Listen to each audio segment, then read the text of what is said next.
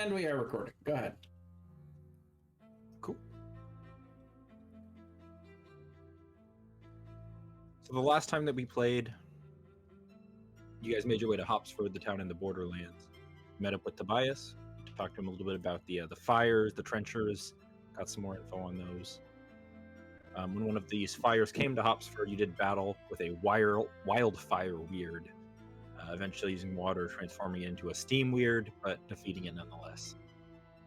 Made your way to the trenches, ended up meeting with the Risen, who you found was your long-lost companion, Wintrilda, who had kind of gotten a little off track.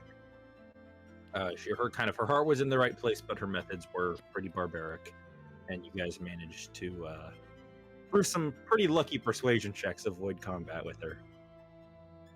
Should have killed her.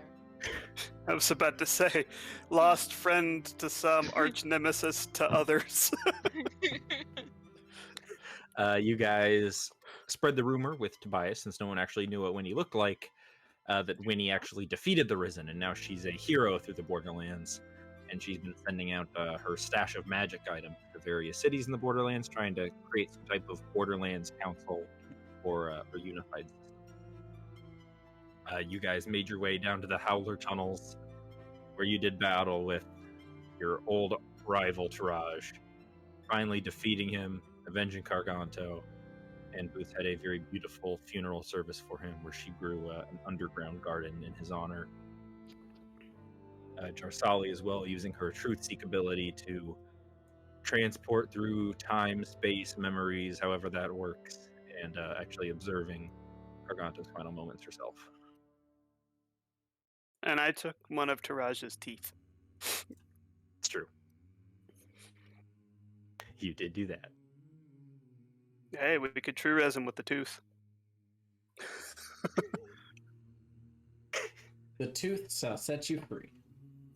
I feel like Kryn's goal now is to get true res Tarajish, and just kill him again. Just murder face him. Welcome back. Well, the actual thought I had is the Emperor has, if his testimony would be that damning to Helbram, the Emperor can just say, hey, true res this guy, and that'll happen, and then we could have his testimony. Yeah. And then I can kill him after. Yeah, and then I was like, yeah, it's for good things, guys. We're not evil, right? But in the end, Kryn's still gonna kill him. Not just kill, torture. He'd probably just kill him. He probably wouldn't actually torture him.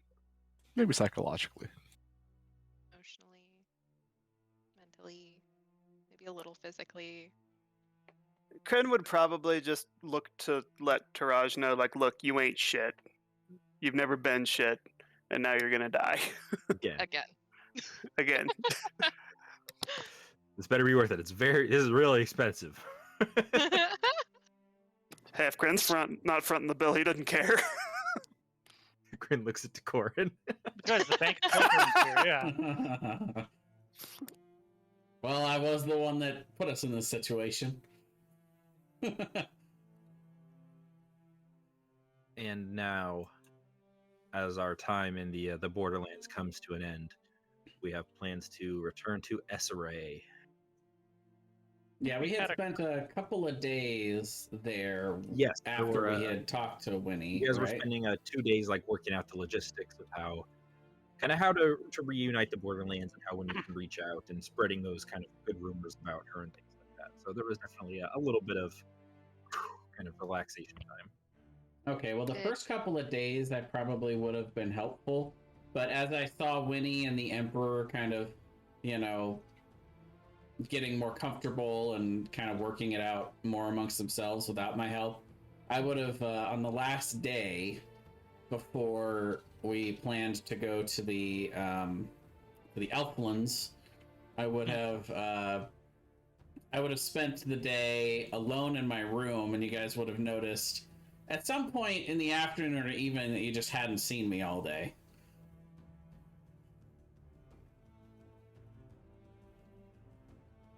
Or die. Is that unusual? Him. I imagine not seeing Takorn at all would probably be fairly unusual. Yeah. Did he have a heart attack? No, he's just He's working old, on he's back something up. in his room. And if Did you he guys would fall have, and he can't get up? He needs a life alert. why do you think I have sending? Corin's got Just rename sending life alert for him. The Corn's life alert. Oh, I want you to make that spell now. It's just a distress call. Can it be like automatic too? Like as Yeah, soon as it senses when- that when you he fall, gets- fall down, it automatically yes. every time he When gets I- knocked prone, you guys all get a notification. When he gets knocked unconscious, he's got like 5 people, and Yeah. it just sends an automatic sending. My phase Just says, 5. Help! I've fallen and I can't get up. Gosh. Takorin's been in his room working on a Takorin project. Yeah. Well, I would probably at some point knock on the door and be like, "Everything all right in there?" Yeah, I'm just working on something. As you knock on the door, you would have probably noticed that the temperature was particularly cold. Well, that's not unusual. Don't worry, I'll come get you guys when it's ready. All right. And I'm gonna, at some point during these couple of days, find the Emperor and show him the tooth I got and say, "This is one of Taraj's teeth. If we really need his testimony, you could have someone do a true res on him, and we could get him back and It would use his I'm sorry. use his testimony against Elbrim if necessary." It would be difficult to find someone capable of such a thing, but perhaps an option if all else fails. Thank you. I will nod. And then sometime at the end of the day, I would have sent a message to all of you asking you to come join me in my room that I have something special to show you. I will go. Ditto. I'm excited to go with this music too. I'm trying to find something less go time. great music. There's a Right. montage of you guys getting ready for the day, brushing your teeth. I know. Not just brushing our teeth. Brushing our teeth. Epic. So as you guys come into the room, first of all, you would notice the cold temperature, and you would see that there was a life-size sculpture that looks like it's an exact replica of Takorin. And something that I clearly worked on getting the details exactly right with and had taken me all day. It's an ice sculpture. It is. Very good ice sculpture. Well, thank you. But I've been working on this all day, but I thought all of you would appreciate being here for the finishing touches. And I'm going to take out a bag of 1,500 gold worth of ruby dust, and I'm going to spend about a minute sprinkling it over the sculpture and infusing it with magic. And as soon as it's done, I finish casting the spell. And you guys see a bright flash of light come from the sculpture. And when you open your eyes, you see it's no longer an ice sculpture, but it is an exact duplicate, a simulacrum of Takorin. Simulacrum. Yep. Everybody, I would like to introduce you to my new assistant, Takorin. Kryn's gonna walk over and bend down and then just start like poking him in the face to see if he's like fleshy or icy. Feels fleshy, and he's like, "Hey, stop that! It's me." Kryn's gonna like slap him in the face a couple times. Ow! You must be careful with him. He's twice as delicate as I am. That's And we are pretty very delicate. delicate. Has His crin just knocked like half of his life off. He's unconscious now. Oh man, all that work. So there is now Takorin and Tukorin. What do we do with him? Well, I he's mean- gonna be my assistant. Is he just gonna like come with us everywhere that we go and do stuff and things? And I don't think so. To be honest with you all, he's very. It's very difficult to heal him. It requires a lot of money and a lot of magic and time. So my plan was actually just to have him do some of the stuff that I don't have as much time to do when I'm out adventuring with all of you, like scribing and possibly much like I did with Rogar in our extra time this last year of possibly enchanting some items and kind of all the stuff I wish I could do in my spare time. Takorin's always printing money now, and then when he has free time, he's doubling up. He's printing double money. He's You're a right. money printer. Which reminds me, I will I'll cast my Liamon's secret chest, and I'll pull that out, and I'll pull out. You guys would notice that I have 2 extra books in there, so I will pull out my 3rd spell book, and I'll give it to him, and I will also give him the quill, and I will hand it to him as well. He's like, So yeah, he's can't wait to get to work. he's going back to the capital then? Well, that's the discussion I was going to have with all of you. If you'd like, we could send him back now, or we could have him come with us just on the rest of the journey, and then just when we return. I assume that we're planning on going directly to the Elven capital from here. Yes. Yes, I would. Since we have Tukor in here, I would think it would be an excellent idea to send him back without anybody knowing, and he can report to us anything weird going on. Excellent. Because You I am said he- still convinced that General Helgrim is going to do something while we're gone. That's true. What's interesting is that he doesn't regain the ability to cast spells the same way that I do. It's kind of a one and done to Corin. But in an emergency situation, he can use the spell slots he has. He just doesn't ever get them back. So he could send us an emergency message if ever needed.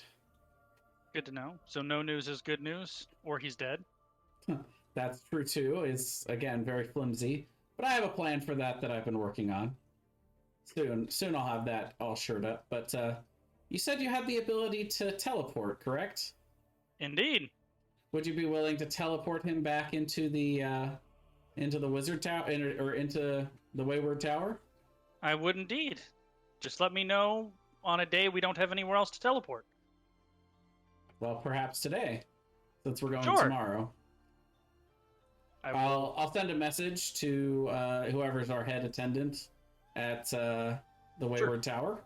We would actually I'll- be 2 days before because I'll have to teleport there, stay the night, teleport back, rest again, and then we can leave again. Wait, what? That is- Oh, right, because teleportation. No, okay. So yeah, what we Okay. can actually do is we can all teleport to the tower together, and then I can use teleportation circle to take us to your capital. There we go. Yeah. That'll work. That or do works. we So I'll just tell them that we're about to make a pit stop at the tower, Who's briefly. that? Okay. I wouldn't tell anybody we're doing it. Do we Well- have to go back to the tower?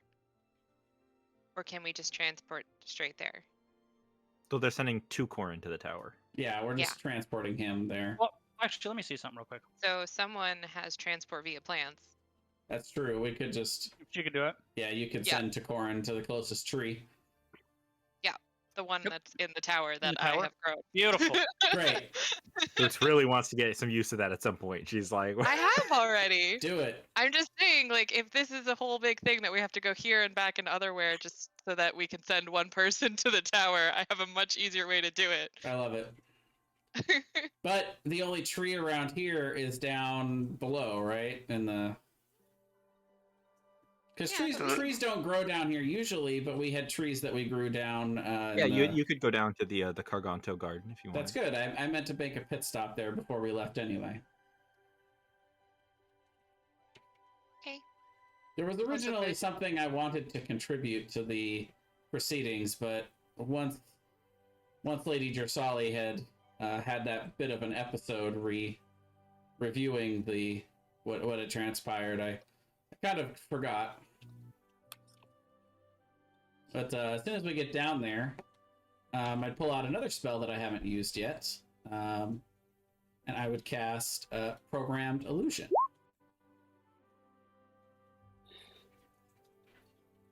One second, I'll be right back. So many long spells. I know. Before all of that, I'd meant to ask Jarsali if she would have gone whip shopping with me. Absolutely.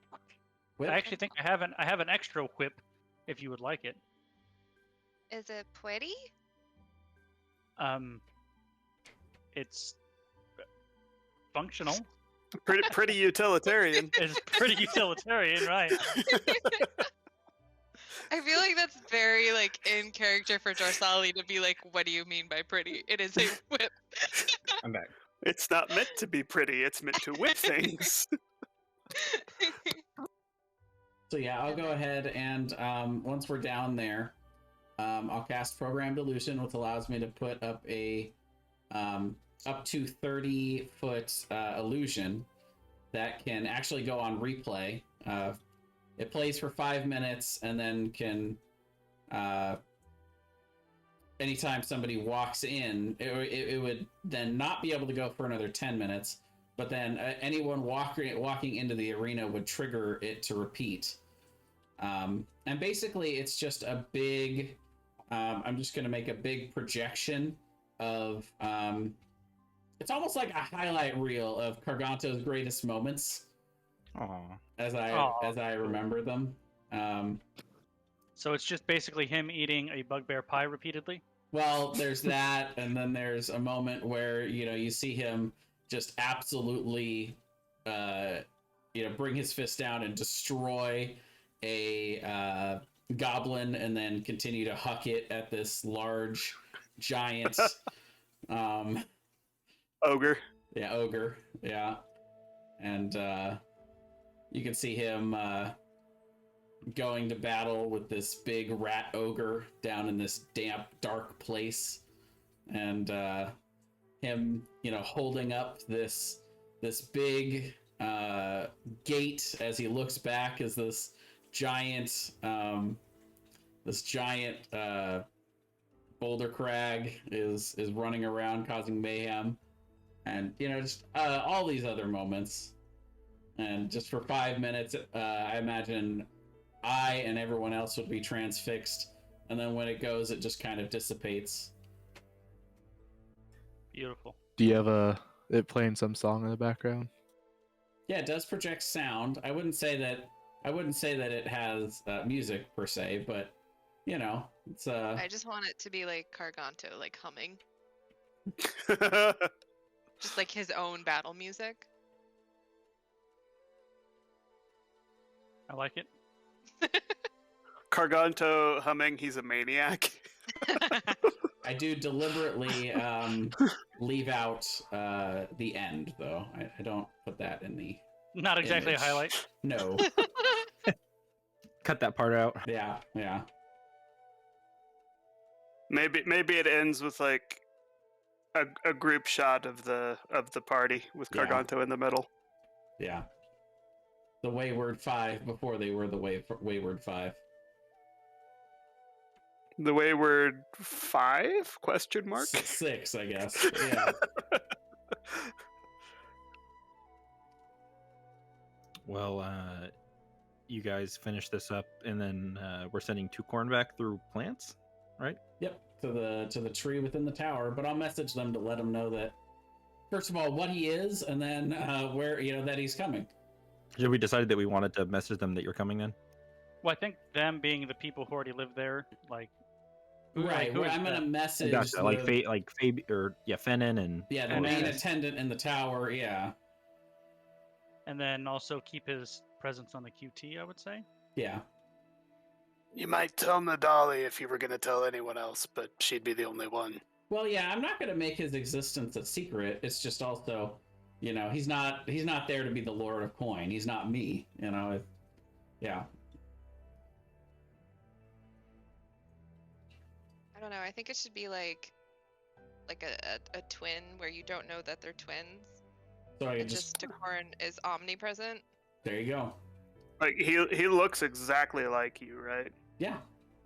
So why wouldn't people think that he's you? He could like just go to meetings. He could be like, "Oh, I've sent them off. The rest of them off on their own." Yeah, that would just get confusing.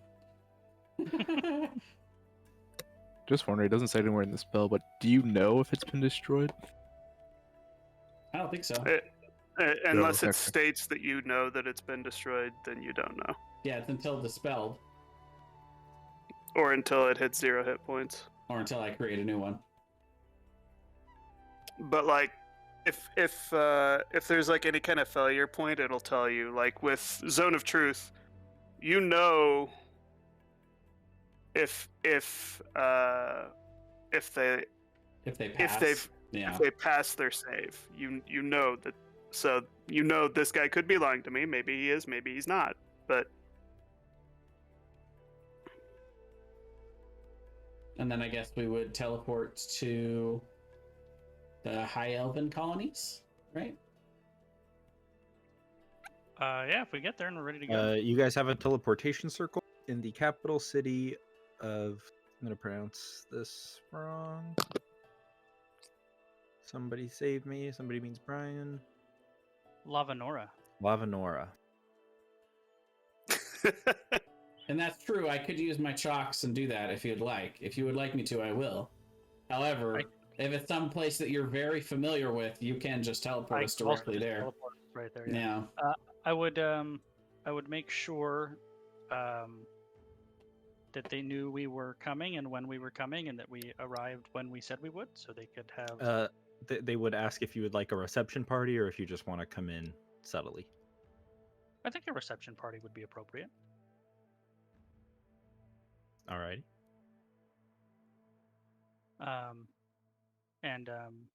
So are we just skipping the last couple days and ready to go then? Unless there's anything else anybody wanted to do while you're in the gutter. Tobias would, of course, talk to Kern. You'd be like, "I'm gonna stick around here a while. Help out this psycho elemental girl." all right. You know, if you're not careful, you might end up being her advisor or something. Yeah, I'll be careful. Don't worry. I mean, look at you. You weren't careful, and now you're carrying the Emperor around. Yeah, but I got a lot of money. How much money? The Corin scoffs. There's money at this point. Well, I just spent a bunch of it, but at one time I had about 500 plat. His eyes just go wide with envy. It's like, good for you. I'm proud of you, kid. Didn't think to send any of that over here, though. Well, I don't even know how much I'm getting paid. Am I getting paid? And he looks back at Winnie. think about it this way. If you do end up as her advisor, you have some say in how the Borderlands shape up. Yeah, I guess that's important or whatever. I don't know, is it? Yeah, I suppose, but I'd still like to get paid. He says loudly. we gave him the amulet of the Howler Chief, right? You talked about it. You didn't. I don't think you guys ever actually specifically said you were doing it. Does anyone I'm want good. that item? I don't. No. Because I think it's attunement, and I don't think I can attune to anything else. Yeah.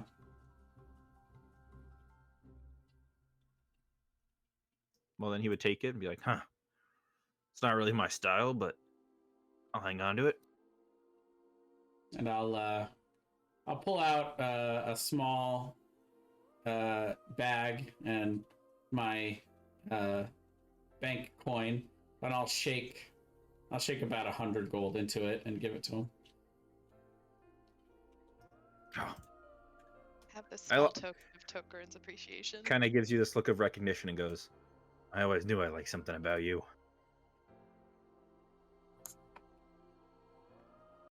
Well, you've done very good work for us here. We do appreciate it. He nods, yeah. Trying to get yourselves killed, and don't get that kid killed wherever you're going.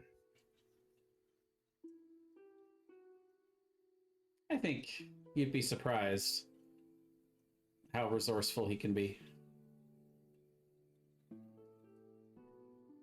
I know he doesn't look it, but Yeah, I've known he's one or growing two. fast. I've known one or two resourceful kids in my day. Who?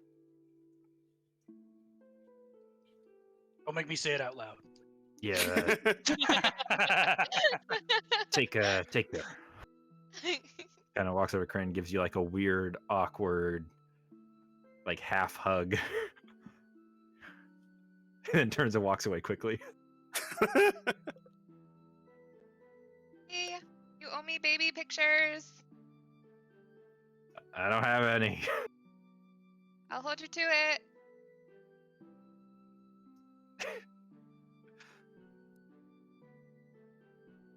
Who's he gonna make babies with? No. She meant baby Oh, pictures of Crane. Of Cred. Okay. That makes Anyone more he sense. wants, he's got 100 gold now. God.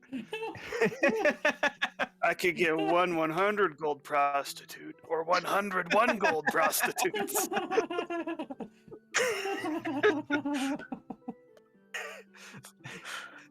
Brian, is there anywhere specific in Lavanora that you wanted to teleport to? I think I would try to put us in where I think would be appropriate for that. I would assume they would have some kind of either meeting hall or... Yeah, it just depends how showy you want to be. You know, you could just like pop up kind of in a side street, or you could pop up in like, you know, just like a council chamber or meeting room or something like that. I would say, how about the entry hall to the Royal Manor? Yeah, sure. Interesting. Glamored studded leather is not attunement. It's true. No, but it is rare, and that's annoying. It's true. It seems a little for a rare weapon. I think it's because it's not attuned is why it's rare, honestly. Could be. So, as Darcelli prepares for teleport, you guys say your goodbyes to Winnie. The Emperor kind of looks nervous. You turn to Darcelli and you say, is there anything I should know before we get there? Well, worth noting that when we're actually going to teleport, Lady Darcelli comes out in a different getup than you guys would have seen her otherwise. She has like knee-high, like really kind of decorative leather boots that have this like gold thread kind of in like these geometric patterns inlaid throughout her boots. This dark green cloak with the same thin gold like thread that kind of makes like an ornate tree decoration on her dark green cloak. Her short hair that she's now sporting tied back into a single bow or a single like a ponytail, and she has a dark like mahogany wooden breastplate that's fitted to her, and it's completely smooth front and back, except for on the front, about 30% of it was like intricately carved in what looks like part of a wood carving, like it's incomplete and it has been stopped. And with just a single blade on her hip, this she explains is the ceremonial attire of her order that she doesn't get to wear very much, and she won't really wear it in the Empire. So since she's going home, seems like and operating as the escort of the Emperor, it seems like a perfectly good time to wear it once again. And I would tell the Emperor, I'm not sure who they will send in the welcome party exactly, but I will happily introduce whoever it is, so you know who you're talking to. And I would say just be aware of, in my experiences in your homeland and where I'm from, the biggest difference I would say between my people and yours is because of our lifespan, they make decisions much slower, things move much slower, so don't be surprised if almost no decisions get made, because that's just how they do. Everything is very deliberate, very lengthily thought out, because there's basically no rush to make decisions when your lifespan is 900 years. I don't need to dress fancy, do I? Absolutely not. Dress however you're comfortable. Has Ari I agree. fully panicked and run off to go change to her fancy dress. Which reminds me, perhaps we should get your crown out of Rogar's bag. I think that's an excellent idea. This Yes, isn't of course. official, is it? Yes? Yes, I think so.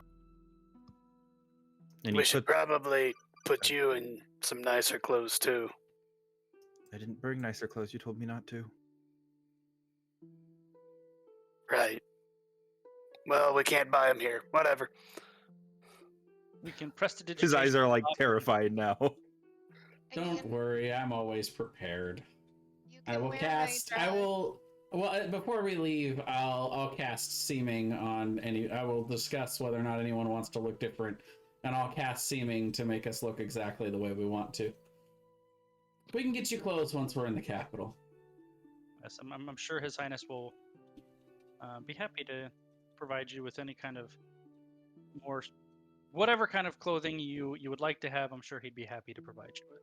Wouldn't that make a Helbrim flip out if he came back in elven noble attire? All the more reason to do it. Rogar's rummaging through the bag trying to find the crown. Can't find it. Puts his glaive down, looks farther, puts down his other sword, looks farther.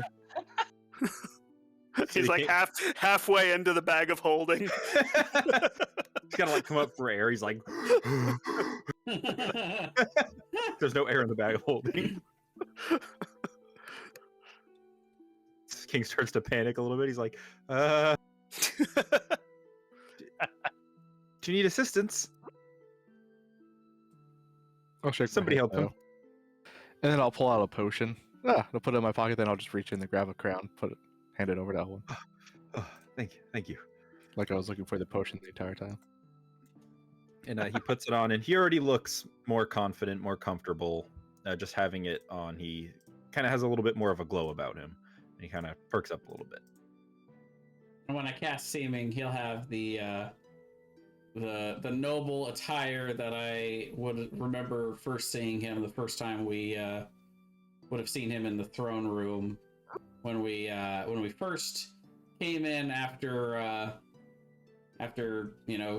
being shipped in from the order and being accused, having to be on trial for our lives basically. But I'll remember what he looked like and give him those same clothes for 8 hours. He would be very thankful. He's like, thank you, Lord of Coin. My pleasure. I'll reach down and start picking up my weapons that I put on the ground. Excuse me. Sorry, I'm I gonna ha- sneeze. More Red Bull. I have true sight, so I see the Emperor looking exactly the same. Yeah. Is that the boon you've chosen? Oh yeah. That's the one I'm pretty much gonna have on most of the Otherwise, time. Yeah.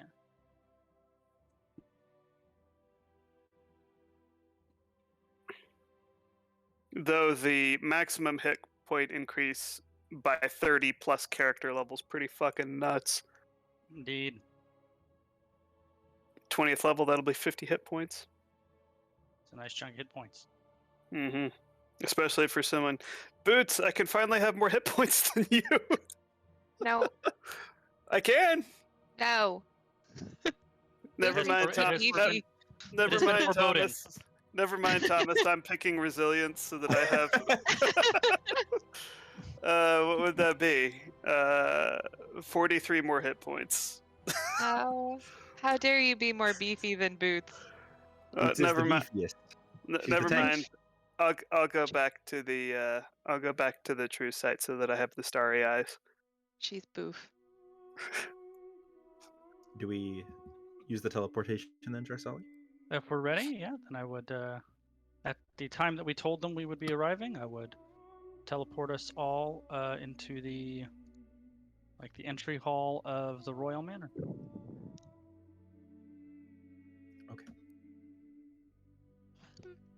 Okay. You guys step through the teleportation and find yourselves in an entry hall with a high ceiling, beautiful white pillars, the walls made out of marvelous multicolored white and kind of prismatic stone. The very kind of subtle shifts in the stone colors eventually kind of traverse the full spectrum, creating like this very colorful hallway that kind of goes around all the different colors. You see there's various kind of platforms that arise up in this hallway, different tables for feasts and things like that that are on elevated platforms. You can see there's a waterfall off to one of the sides that flows down into this beautiful kind of indoor basin. And immediately arrives, several people kind of rush towards you in beautiful elven noble attire. A bunch of people you don't recognize, fills with excited voices, happy to see you. People are calling out for Lady Jarsali. It's just this rush of immediate attention. And you guys find yourselves in Lavenora. Kryn's gonna lean down to Decorin and say, I guess I didn't realize she was such a celebrity. Just don't believe we've ever seen her in her element before. I'm quite looking forward to it. Fair point. Who, of course, she would acknowledge and say hello to everybody, but who is there of official capacity that would need recognition? So immediately, Sadia Nora's there, kind of the mayor type figure, would walk up and shake your hand immediately and just say, "Welcome back, Lady Jarsali." You see several people there in similar armor to yours, 2 or 3 of them. And then kind of immediately kind of pushing through the crowd, people kind of getting out of his way. You see Pernilius is there, just kind of making his way for you with a big smile on his face. You guys see this kind of almost nerdy looking elf with kind of these glasses on, kind of these ornate noble robes, and kind of a very finely combed, like a very indoor sophisticated hairstyle.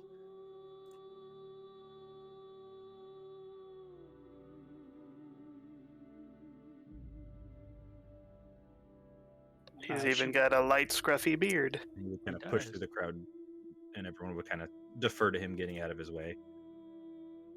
She will give him a long hug and a quick gentle kiss, and say hello to Prince Nora, and will gesture toward the Emperor. She will say, "Your Highness, this is Prince Seda Nora, the Prince of the capital city of my homeland, Lavenora. This is my husband, Lord Cornelius Serra. This is Emperor Elwin Cadron." Pernilius would stop and say, "My darling, it is good to see you again. I wasn't expecting you to be in such colorful company. I must hear the story of how you've all come together." And good. Say, it is quite a story. And Prince Nora would approach the Emperor, and they'd shake hands and begin introductions. And you see the Emperor's just got like this awestruck look on his face, like he can't believe how pretty it is in here, and he's a little overwhelmed with all the attention. So Jarsali's husband is a prince. Am I getting that right? He's a nobleman. There's 2 people there. There's him, Yeah, and one's a prince and the other is Okay. the prince is actually also a woman. They use the title genderlessly. Gotcha. Okay. So there's the female prince there and Jarsali's husband. The female prince is the mayor as well and is talking to the Emperor. And the other gentleman, Pernilius with kind of the glasses, is Jarsali's husband. Right. Okay. I'm with you now. Boots has excitedly gone up to Jarcelli's husband and is like, "Hi! I've heard so much about you. I was so excited to meet you. My name is Boots." Nice to meet you. I'm Cornelius. Do you need shoes? No? Why? No reason? Can I give Jarcelli a weird look? I'll just let that introduction play itself out because I think that's better that way. And he says, the children are both currently training. We weren't expecting you so soon, but they'll join us tonight for dinner. Wonderful. I'm sure we'll have the entire group for dinner. The Emperor, of course, invited too, if he can find time in his schedule. He just looks at you with like this "help me" look. The Emperor's just terrified of all these people around him, like trying to meet him. And I will turn to the prince and I will say, are the Lord Commander or the King available? Prince Nora, she kind of gives you a look of kind of like concern a little bit, and then says, yes, I'll lead you and your friends that way. Please. And she gestures for you and the group to follow her. Can I insight check that look? Like, is Sure. she, like, is this like a, oh, I have bad news, or is this something else? 26.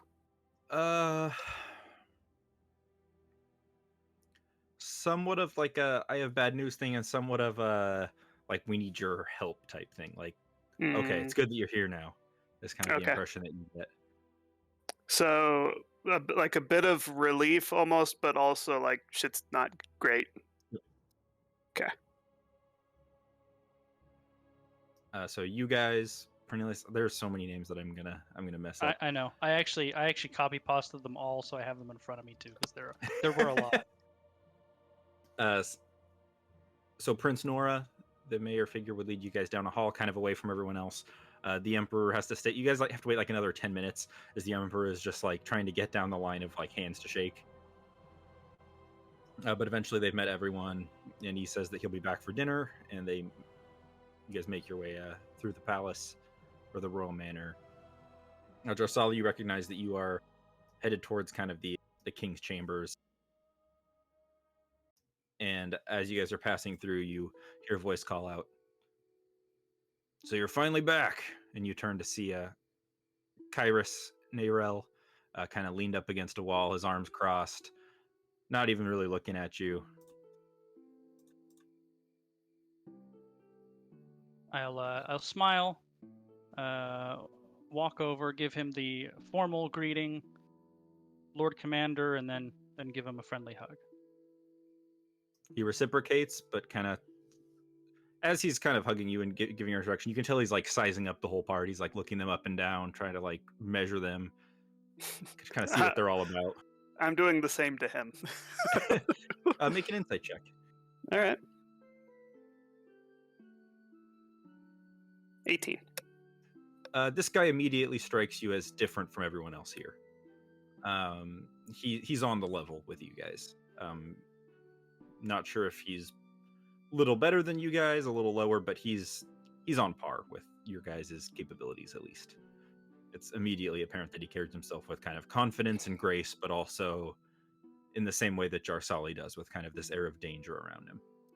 Does he come across as a little bit rougher around the edges than the rest?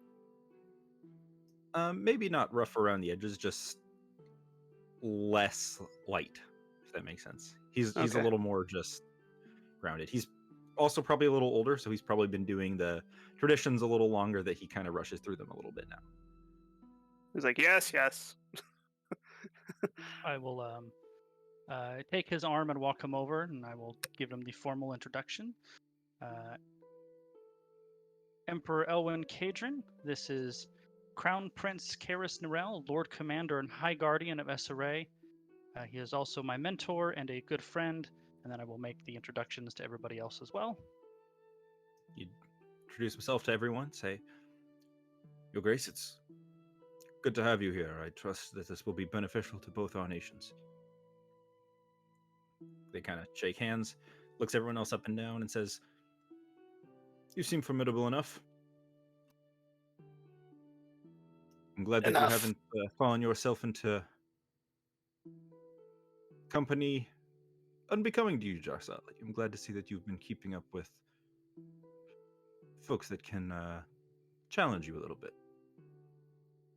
I have, when we get the opportunity to catch up, I would love to catch up. I have been challenged in ways that I wouldn't have thought of. We've had our share of challenges here as well. Oh, intrigued? I have a question for Brian. Yes, sir. How common are changelings here? I would say, I don't think Thomas and I specifically They're addressed that. probably but I would- not more not- common than other places, but they're also not as off put by it here. Okay. So they would know what I am and Yes. not be perturbed by Kind of by it. in more your guys' area, changelings are rare and people are look down on them a little bit or a little more afraid of them. Here there's that same rarity, but people don't mind. Okay. What about Same gnomes? There's quite a few gnomes. Oh, good. We're not looked down on. Well, in the literal sense. Well,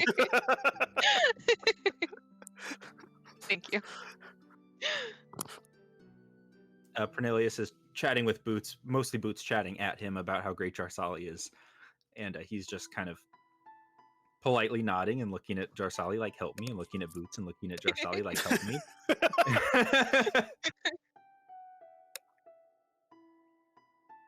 And then she taught me how to dance, and then she bought me a really pretty dress. Do you like my dress? And then she bought me a yes, thing, she has great like taste. a snuggly teddy Oh, bear. And oh, I that's snuggle and excellent. kiss Oh, her. yes, looks She's very really soft. close with. I'll nudge Boots on the back and say, Hey, don't forget about that whip she just gave you. She gave me a. It's not like the prettiest whip, but we're gonna work on it. But it works really well. And it's I want to make sure I'm saying this right, Brian. Is it Karis Narel? Yes. Okay, Karis would kind of look at you and go, "Yes, I'm afraid we've had our fair of challenges here as well, but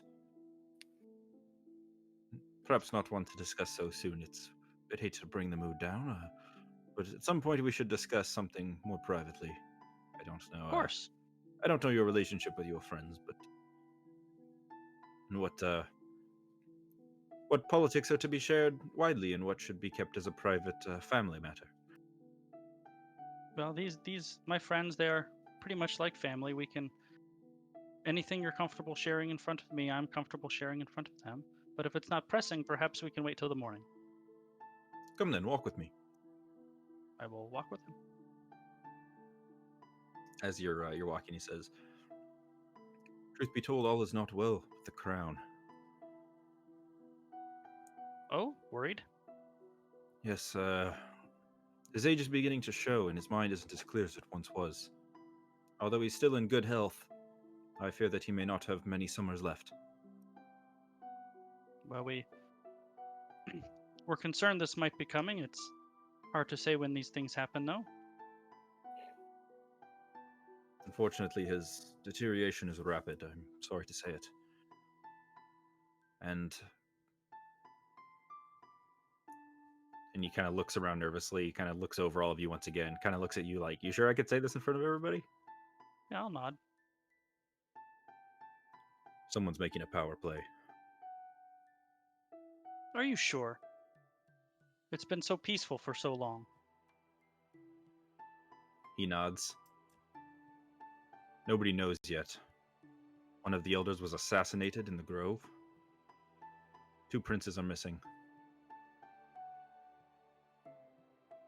Well, that doesn't sound like the home I left at all. It's still Avenora, but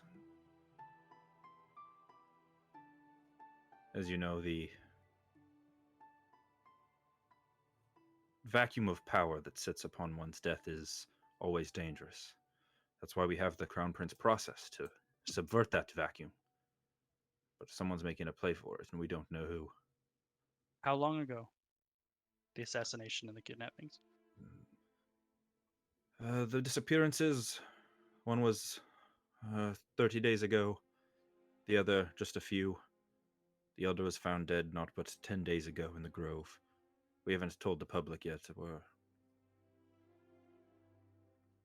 being ginger Hmm. with the news. Well, perhaps I should go take a look, and maybe I'll make a public appearance to bolster morale if needed. Well, I appreciate that, but we've already had our investigators take a look as best they can, and there's not much to find. I've had some augments gifted upon me by the Empire that perhaps might let us see things that our own investigators here have not. Kind of gives you a weird look. All right. How convenient.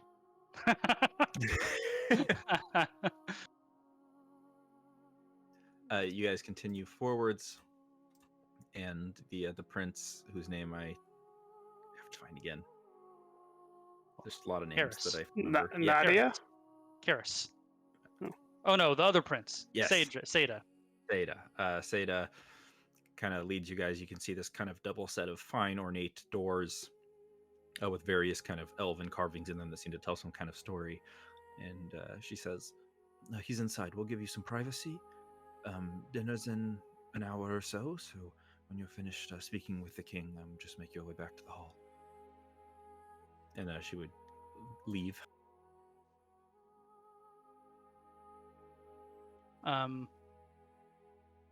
I would, I think, ask the group to maybe sit back and allow just the Emperor and I to go in deference to his decline, if I'm not quite sure how he'll take to that many people. Give him the opportunity to adjust, maybe. Kryn was going to wait outside anyway. Boots says she has a lot more to tell Cornelius. Oh yes, I'm sure he would love to hear all about it. Oh, Yes. Yes, Jarsali, your friends seem great. I'd be interested to hear their tales. Please, I'll be happily entertained by your friends while you speak to the king. And he gives you another like, help. And I'll then give she him- bought Rogar, that's like super cool. Yeah, who's Rogar? That one. I'll just stare at him. The big cat over there. Rogar doesn't talk much. At all, actually. Oh, yes. But he is very charismatic. It is very different. I can tell I like him. Rogar cracks his knuckles. I'll Talks give damn hubby a, fine with his fists, though. I'll give him a kiss on the cheek on the way in, and kind of a pat on the back, and then lead the Emperor into the next room. You mean the prince? No, the Emperor in to meet the king. The emperor to meet the king? What? This is Okay. great music for this. Right?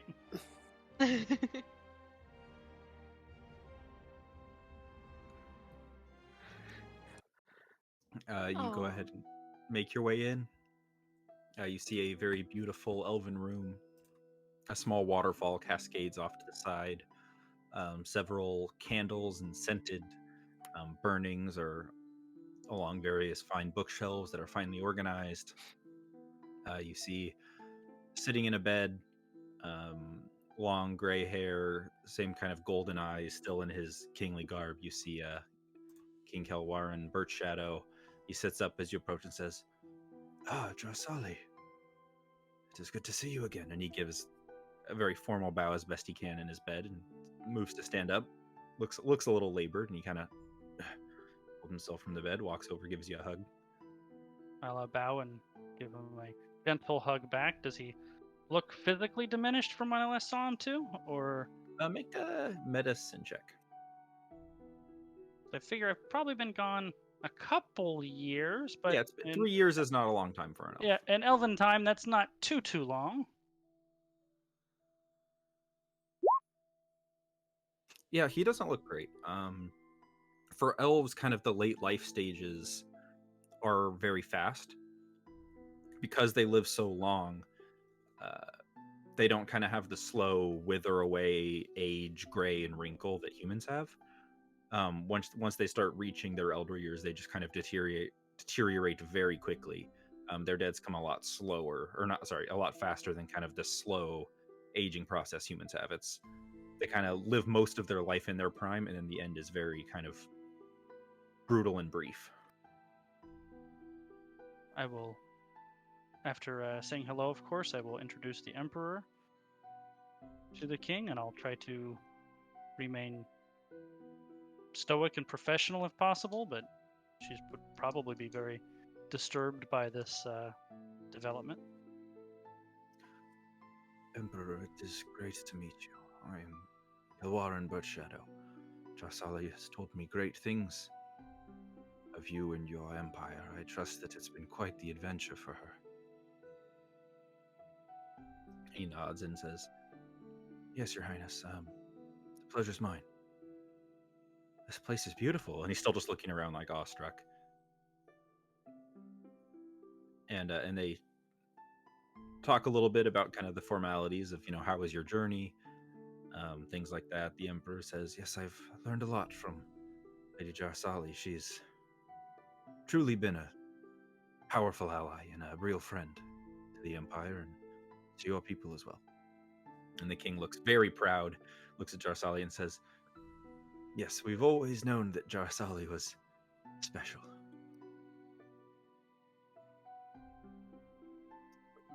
I must change before dinner. I'm sorry to cut our audience short, but I will see you at the feast, yes?" Of course, my lord. And he kind of moves his way, not like feebly, but with care over to the kind of closet and starts going through his outfits. And we would take our leave.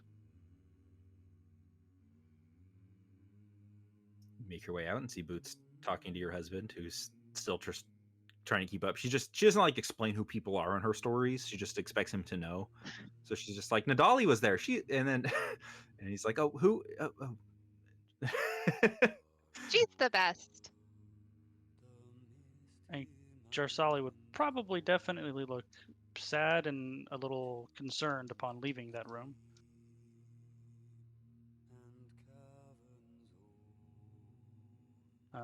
And to distract herself, she'll give like maybe a brief, as we're walking to wherever we're going to. We're going to wait a bit before the feast. Is that it? Basically, just got to kill a little bit of time. Yeah, you guys can just go out and socialize if you'd like. Otherwise, there's kind of everybody's in the feast hall, so there's still, the hallways are pretty empty if you guys wanted to talk a little more privately. Sure, I'll give a tour of the grounds maybe and give the Emperor a little history lesson so he knows who he's speaking to. Just before I left to begin my duties in the Empire, SRA celebrated her 300th birthday, and King Kelrin has been the monarch of our kingdom for the entirety of her existence. So when his time is no longer with us, there will be a great deal of mourning and probably some amount of uncertainty, as he has been the first and only monarch we've had. And how does the lineage work with your princes? The princes are not King of many children. The princes are not hereditary. The king, upon his ascension, nominates a successor to become crown prince, and that person is confirmed by our council of elders. And the princes themselves actually run one of the handful of provinces we have in the kingdom. So each province has its own prince, and the capital city itself has its own prince, who you met earlier. So the titles are not hereditary, but rather nominated by the person who currently holds the position and then confirmed by the council. Almost like it's a principality. Almost. So the Lord Commander, when the king is no longer with us or no longer able to perform his duties, will ascend to take the crown, and then shortly after his confirmation by the Council of Elders, he will nominate a successor that would then need to be confirmed as well. Kind of thinks about that. It says, "I wonder where I'd be if I wasn't born the Emperor, if I had to become it." Hard to say.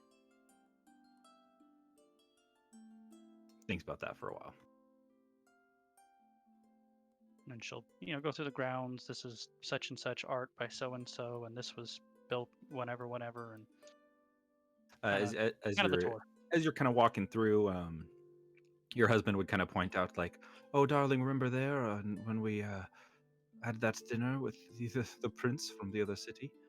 Oh, and he's just kind of telling stories as you kind of walk, reminiscing, and talks about the children. He says that, "Oh, you would not believe young Cyril. He's become truly a prodigy of the blade song. None of us would have expected it. He's so quiet and reserved. I always thought he'd be a scholar, but his natural talent is truly unmatched. You'll have to see him perform, darling." I would love to see that. He definitely showed no aptitude for that last I saw him. Or at Yes, least not the physicality part of it. Certainly the arcana, he always had some level of confidence in. And Jake still shows little affinity with the blade song, but he's trying his best with swordplay lessons and things like that. He'll be a fine gentleman someday. They'll be very glad to see you. And I them. It'll be good to expand their horizons behind the city here a bit.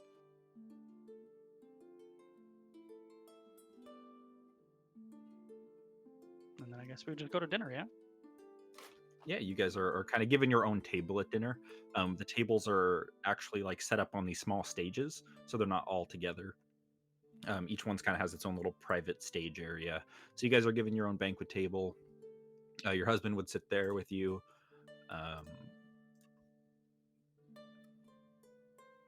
The king would kind of sit at his own smaller table that kind of overlooks everybody else. Khuros would sit with you, and eventually you guys see a handsome-looking young elf, kind of whitish blonde hair, dressed in kind of formal, like ceremonial type armor, approaches.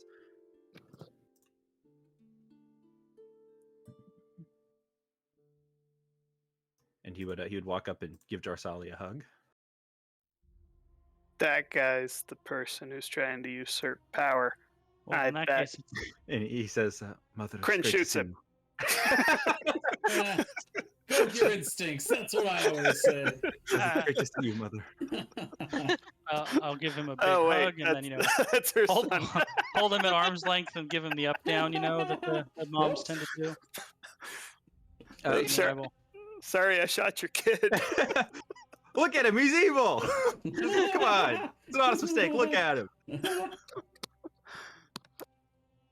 I will. He doesn't look much older, given the slow aging of elves, but he's definitely matured a bit, and he looks very relieved and happy to see you, even though he's, looks like an adult human or a young adult human. He's very young for an elf, and he's clearly very happy to have his mother there. And he excitedly looks around at all these strange foreign visitors and begins introducing himself to everybody. Hi, should I start again? I feel like you should probably hear all of the wonderful things about your mom. Do you mind, Cornelius, if we start over? He just goes, "I must use the lavatory," and he gets up. But the young son... Oh, go ahead.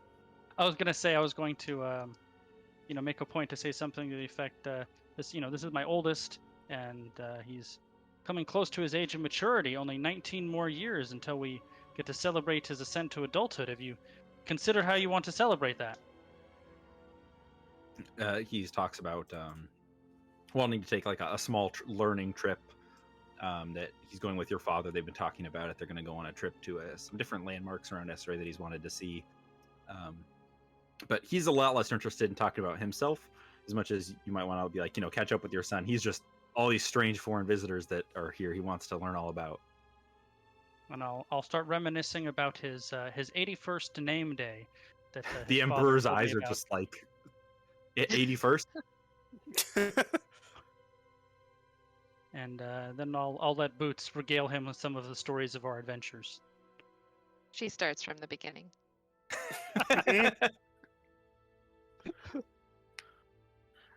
Kryn this entire time has looked like he doesn't quite know what to do with himself and is a little bit uncomfortable, but is kind of going through the motions as best he can.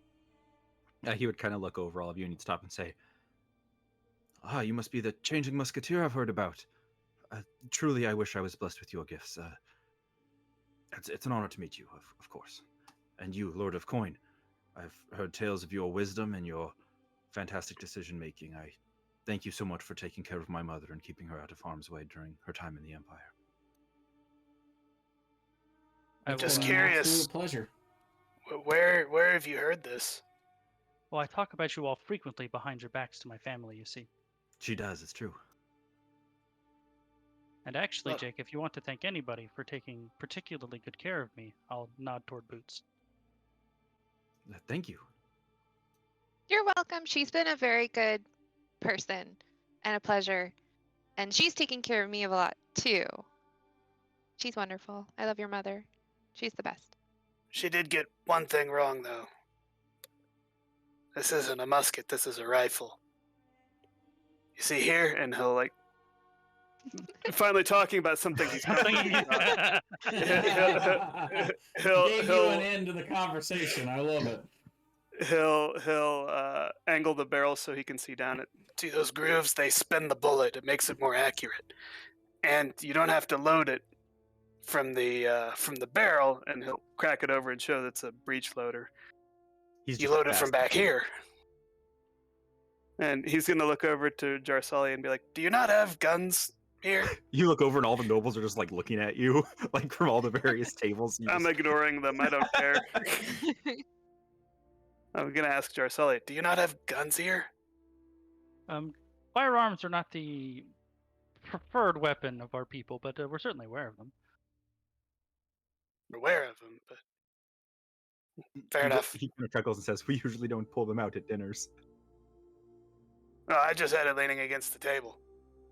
Yes, One's like, yes, we noticed. everyone did, in fact. See, they're all looking. He kind of points at everybody. Well, supposedly there's some nefarious business going on. I don't want to be unarmed. You kind of looks confused. Nefarious business. I don't think it's for me to discuss. Don't worry about Kryn. He's always concerned about nefarious business. And he Kinda- is the best shot in the whole world. Speaking of nefarious business, call me younger brother. And you see another child who's walked up. They have very similar facial structures, clearly siblings, but this one has long dark hair as opposed to the other gentleman's kind of short blonde whitish hair. This Friend, one's shoot this one too. The bad guy. Shoot him. he's obviously younger. And as he approaches, he sits down and says, "Mother, it's good to see you. I've heard of all of you. Cyril." And then he just looks at his food and starts eating it, either like I'll- shy or just introverted. I'll talk to him about his supposed increase in aptitude for the blade song, which was surprising. Yes. Without you here, I've been training, of course, with Khuros, and we've made some progress. He's an excellent teacher. I've learned much. He is that indeed.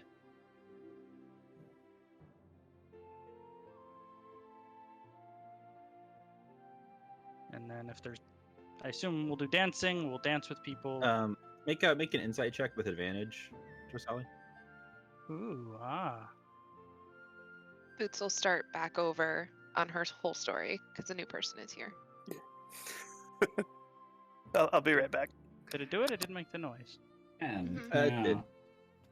Oh, okay. it did do it. It's pretty low DC because these are your kids. You notice that is it Jake? Jake and Cyril, yep. You notice that Jake looks a little uncomfortable talking about Cyril's affinity with the Blade Song, and Cyril also looks uncomfortable talking about it. We'll note that for later. now Cyril is the one that they had talked about having a better affinity for the arcane, right? Yes. Yes, initially he was having arcane, but not the martial proficiency, and now if he's excelling in blade song, he's showing an affinity for both, basically. Whereas the older brother Jake has had does okay with the swordplay, but hasn't mastered the style or the arcane parts. Mm-hmm.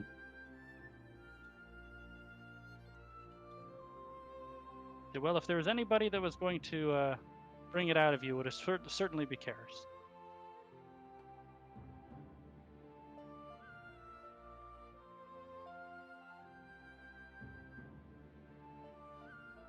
And then, I don't know, unless there's anything else this evening, we pass the evening along, and I think you'd want to go see the crime scenes, as it were, in the morning. They wouldn't know about the crime scenes either. No. I'm Yeah, just saying, okay. when we're done, I think she's got kind of her thoughts on that in the morning. Yeah, so they catch you up. Jake's still doing well with his swordplay, but really he's been doing very well with kind of political lessons and history and things like that. Whereas Cyril, who was before kind of a little more shut in, definitely not as athletic, has apparently just had this powerful natural affinity with the blade song.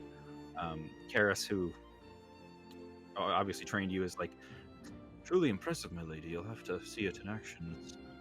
I've never seen anything like it. He woke up one day and was able to perform very interesting feats. He's going to surpass all of us at this rate. He's much farther ahead than either of us were at that age. I don't think she would be able to hide her shock at that statement.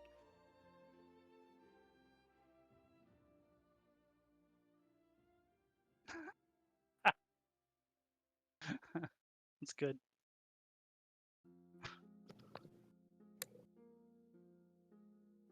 Well, I'm very interested to see that.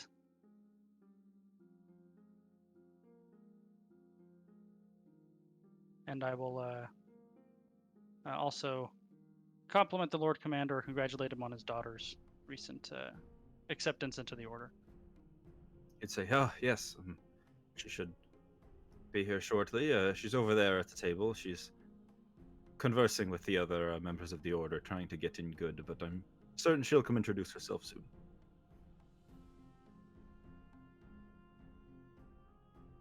Well, I would go say hello, but I wouldn't want to cramp the new one's style with one of the old birds coming over.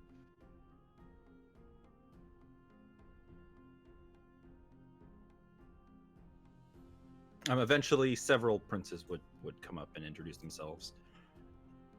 You guys meet a whole bunch of princes. All of them are dressed similarly to Jarsali. They have these dark wood breastplates that she's wearing, the ceremonial armor. Although theirs is mostly decorated differently than hers. You can see hers is about 30% decorated. Some of them have like the entire chest plate covered. Some have like half of it covered. Some of it have a very small amount. But all of these princes that approach that have these painted ceremonial darkwood breastplates all have different designs and different amounts of designs.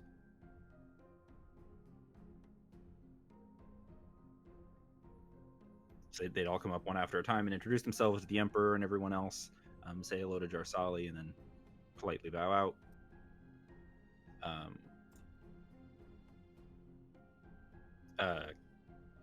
Khuros' daughter would eventually come up. You see she approaches. She nods, "Father, Lady Jarsali, it's great to see you again." She kind of gives you a smile, walks up, gives you a big hug. I will give her a big sisterly hug, and probably the biggest smile that has been since we've gotten here. Her tone kind of changes to almost gal pally a little bit, and she'll congratulate her on her acceptance into the Order and how I'm sure she's going to do great things. She giggles a little bit and I'm she goes, so excited "Lady for Jarsali, her. You're embarrassing me. Stop, there's other people around. I'm trying to, I've just been accepted. I can't be giggling like a schoolgirl with you right now. We'll have to catch up later." My name is Air, everybody. Nice to meet you. Jarsali is sort of a good friend of mine, and they kind of giggle together again.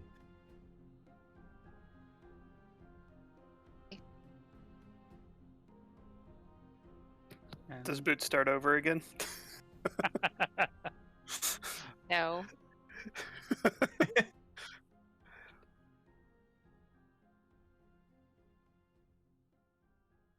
She would introduce herself to all of you and to the Emperor and say, "I'm looking forward to being a member of the Khuros. It's quite a pleasure. I'm looking forward to it. And I have members like you to thank. She looks at Jarsali and her father. Alright, let's change this song. This is actually a good one, but yeah, a It little. is. Doesn't fit Just though. not for here. Said, well, don't sell yourself short. In order to get where you've done, you have to do what is needed, and you certainly did. Yes, it's my first week in the compound. Please come visit if you can. I'm still getting used to it. That it's a little strange still. Oh, I definitely will. I have to apparently see Cyril's aptitude, and I think I have maybe a little what's the word? Exhibition, if I can arrange it, that we'd like to see. And it's been so long since I've been in my quarters, I probably have to go in there and dust everything off. Oh, will your friends be fighting at the compound? That would be quite interesting to see, a foreign style. Perhaps the Emperor would like to spar. Perhaps, if he chooses to. Is that what you had in mind? No, not quite. I thought you guys might enjoy seeing the Empire's premier gladiatorial champion against some of our finest. I'm sure it would be quite an expedition. He gives me a run for my money and frequently defeats me in our sparring sessions. Khuros kind of looks him up and down again and says, "Champion, huh?" I'll just nod my head yes. And undefeated as well, though I heard the last one was very close. Undefeated. Well, we can change that. I'd be happy to spar with the Empire's champion. I'll I would stand love up. to see that. Instead, like right now. Flips the table. I'll stand up, walk over, and just give him a handshake. Like it's on. Type Do you thing. do that thing where you Agree. try to crush his hand? No. Unless he tries to grip mine hard. He'd shake your hand back, just like politely. Firm but polite.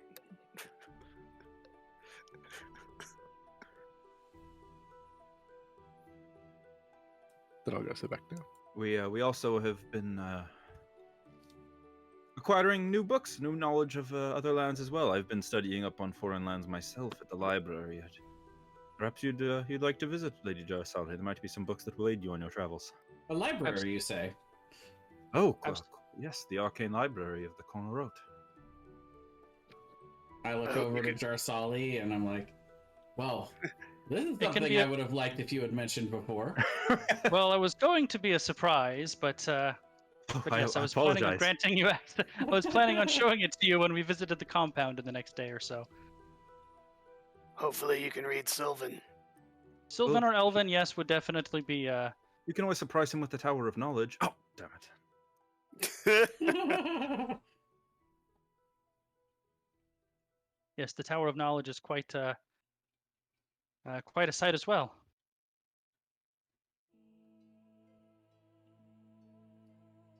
Now, comprehend languages. That allows me to read any language, right? Not just hear. Let's see. I believe it does. It allows you to read and hear, doesn't allow you to speak it. You understand the literal meaning of any spoken language that you hear. You also understand any written language that you see. Okay. There you go. So yes, yeah, for 1 hour a day at least, I could any language.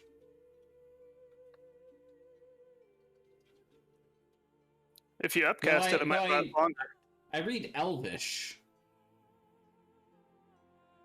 but that's not the same as Sylvan. I think they're both elf languages, though. So I might have a cursory understanding of Sylvan then. Yeah, you Kind of like if I knew Italian and then I tried can to read it Spanish. slowly. Yeah. The brown dog jumped over the red car.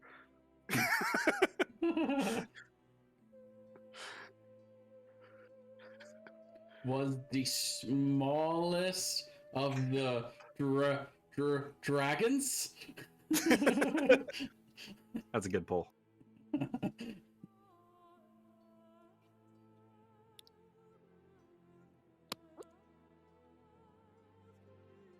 Sorry, a lot of people. The dinner begins to wrap up.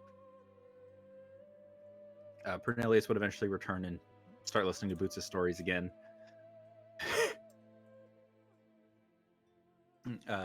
Jake, Cyril, Pernelius, Jorsali, they are a reunited family, and they show it. They're all very happy to see each other. Jake's a little more kind of like, he's clearly the charismatic one in the family. He's talks like a diplomat, talks to the emperor, talks to you guys, is fascinated to hear stories of what his mother's been up to, what she's been doing. He seems very proud to be her son and to hear about her accomplishments. I tell him nothing. Sorry about that. Yeah. Sorry, Brian. We were talking about how Jake is very interested to hear about your accomplishments. He's very proud to be your son, and he kind of talks a little more like a diplomat. And he's just always asking questions about, oh, what'd she do then? Oh, excellent. And looks at you beaming with pride. Cyril's a little more reserved. He occasionally kind of looks up, gives like a smile, and says, "Yes," and he just looks a little more introverted. I'm gonna have everybody make a perception check. Boots has taken the younger one on as her pet project.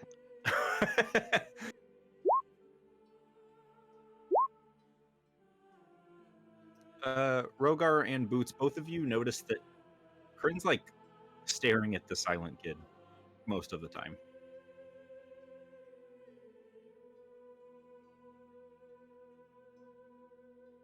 Boots will kick Kryn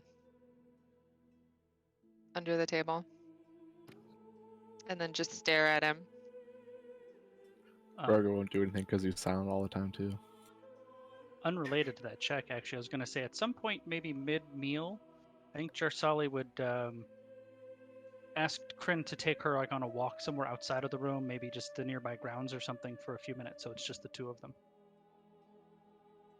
He'll kind of react to the Boots kick and look over towards her, and then have Jarsali address him and turn to Jarsali and be like, Yeah, sure. We can do that. Boots will kick him again. Jarsali, your husband gives you like a questioning look, like, what are you up to? Jake's too busy listening to Boots tell more stories about Jarsali. He doesn't even notice you guys have gotten up. He's like, and then what'd she do? When we get outside of the dining hall to where it's quiet and not overwhelming, she'll just basically say, I could tell that was a lot for you. You could probably use a little air. I know when I first arrived in the Empire, it was different and overwhelming for me too, so I figured getting you away for a few minutes would probably be fun, would be a nice break for you. Your son has some sort of shadow creature following him. Which son? Cyril. Following him, you say? Yeah. Well, that is disturbing, to say the least. When did you pick that up? As soon as I saw him walk by. he'll point to his star eyes. The timing of your cloak there couldn't have been better, I see. That might explain his sudden overnight taking to the Blade Song. I love the boy, but he was, dare I say, a bit inept at it. It was, frankly, a bit unbelievable that he would take to it overnight. I don't really know about magic and such things, but I suppose it could be providing certain boons to him.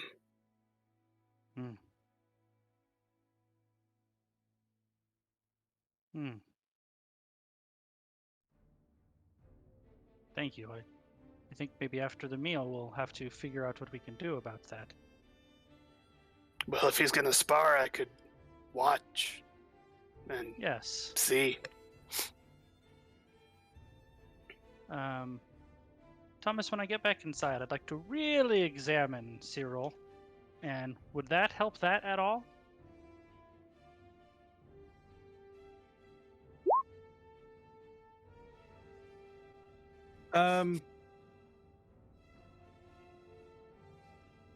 That's interesting.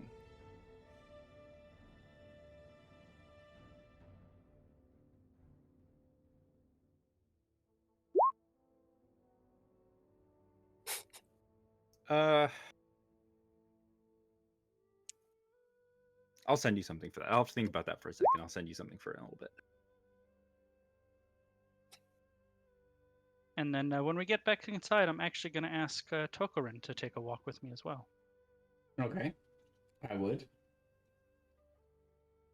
When we're outside and hopefully nobody else around, I will ask him if he is able to cast Detect Magic currently. Of course. Would Which you reminded mind- me, I had something for you. I'll pull out a scroll and hand it to her.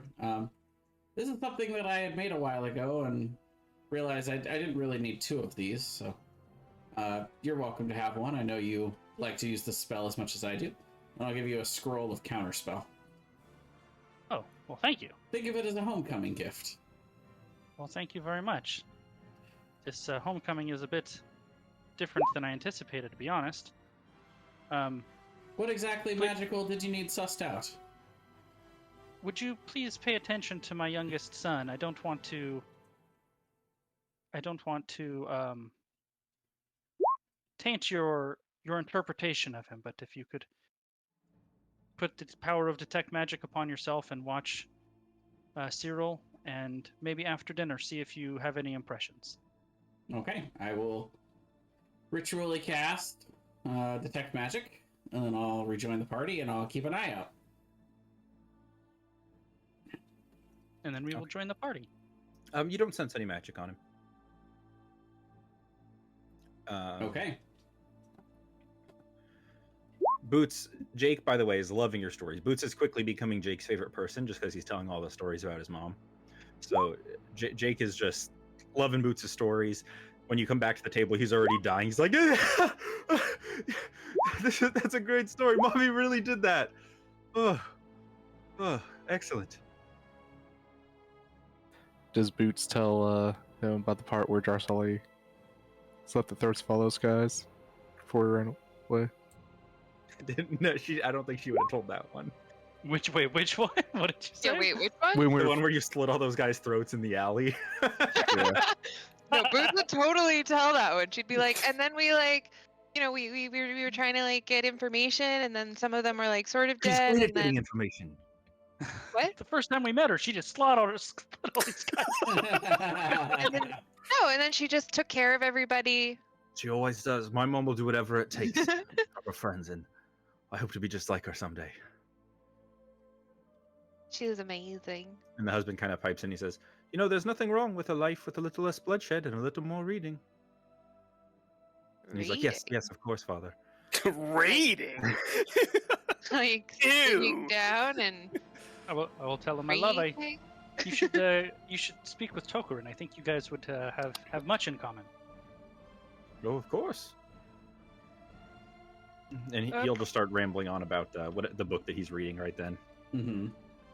And I would be fairly interested. And I would probably discuss with him, you know, what types of arcane magic is, you know, most closely related to the blade singing that they do, and Oh well, all of our blade singers have relatively similar fighting styles. We all train together at the compound. I'm sorry, not we, but Jarsali and everyone else. So they all fight very similarly. They have mastered their small portions of magic that they use that is most useful for their travels, their work, and their diplomacy, if you'd like to call it that.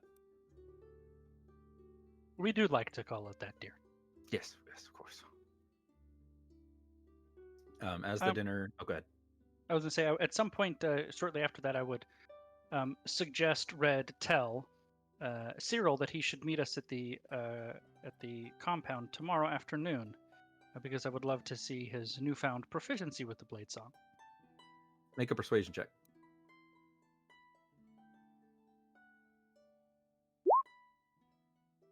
I can't tomorrow, Mom. I have my studies. Sorry. Oh, I'm sure the Lord Commander will waive your studies.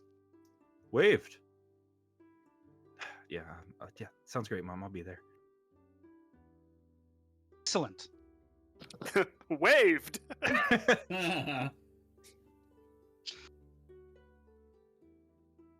As the dinner winds to a close and dessert's brought out, it's kind of almost like a pastry, but covered in these very sweet, naturally sugary kind of leaves and vegetables.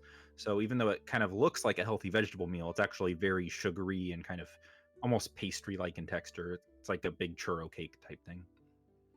Oh, churro. This I haven't had a churro in so long. I love churros. They're like churro plants. Oh my god. They grow on trees here. Boots needs to We're learn never how to leaving. grow a churro plant. Crin's gonna lean down to Boots and say, "You got to get some seeds for this."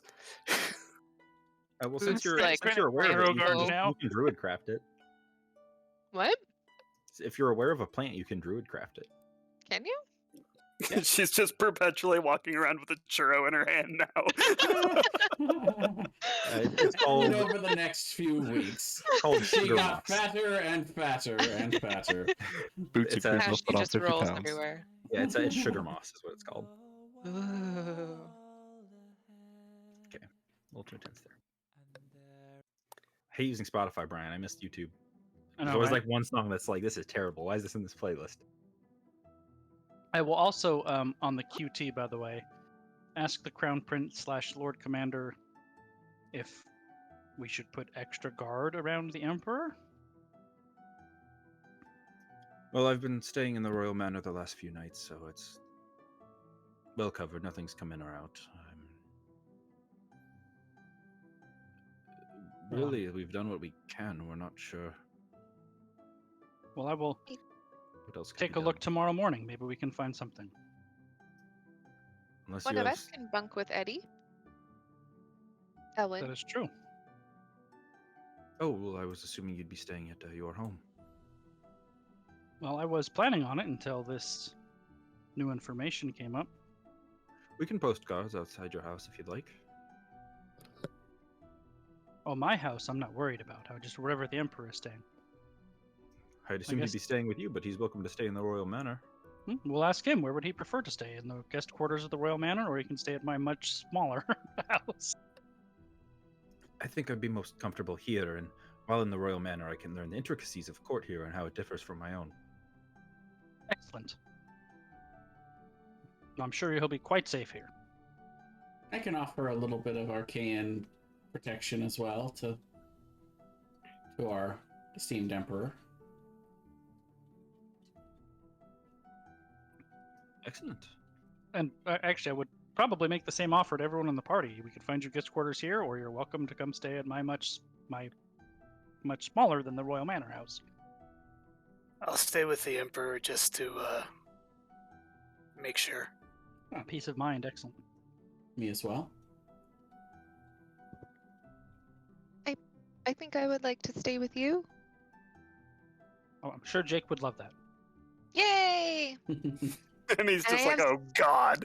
I have so many more stories. Oh, really? No, Jake Excellent. loves and, it. And you It's- see the husband's just like, it's the husband oh, that God. doesn't love it. Yeah. He's like, oh, darling, I'd hoped for some time alone to catch up. I'm sure Jake will occupy Boots. He's- By it's the like- time we leave, the husband's gonna have developed like a facial tick. The king would stand up after dessert at his table and address the room. He'd say, everyone, it's been a great celebration to have you all here. It's rare that we get all of our order here, that we can see you all in one place. Often our work takes us to foreign nations. But today, Drarsali's work brought a foreign nation to us in the form of a new friend. Emperor Elwin, I applaud your boldness to travel across the world, and I hope that you feel welcomed here. You're entitled to anything that you need. and we'll see to it that your stay is a pleasant one. Before you leave, we'll have to meet in private and discuss logistics of an alliance and ways that we can help each other. But for now, please settle in, enjoy your time, and I'm afraid I must retire to my bedchambers.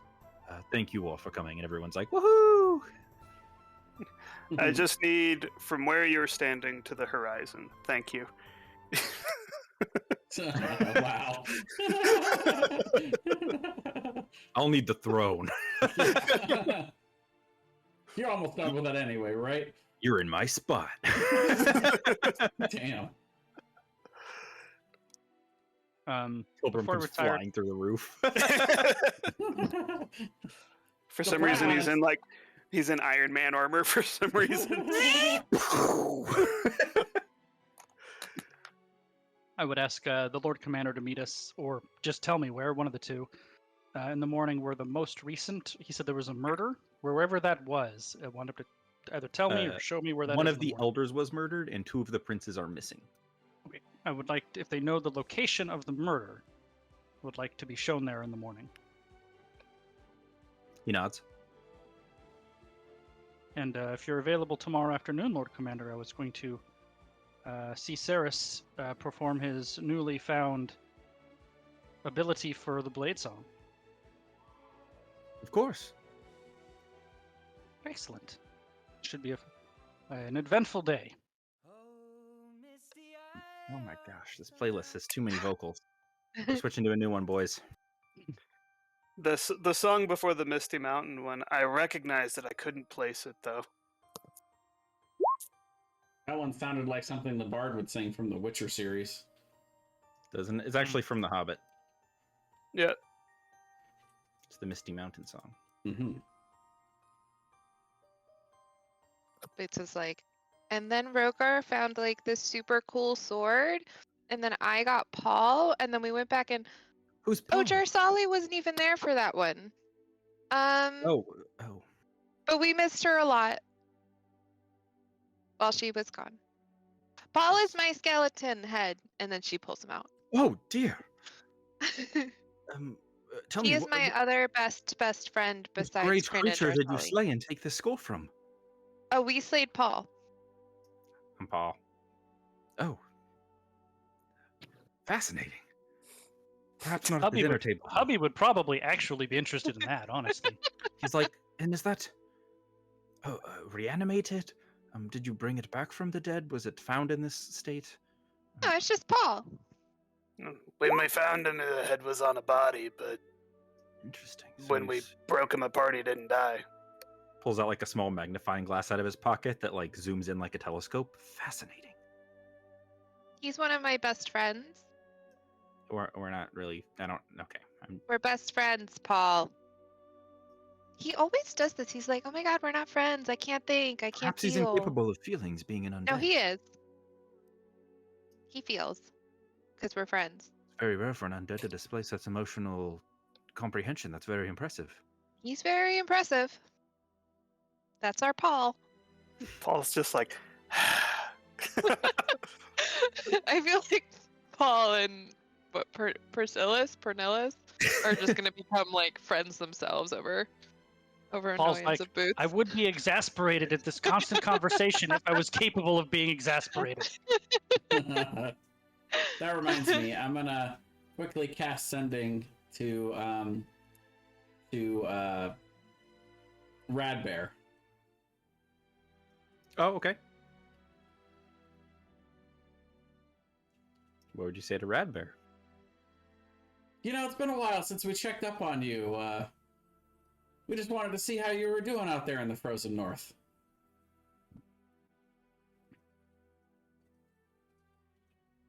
And I would expect Brian to respond to me at some point.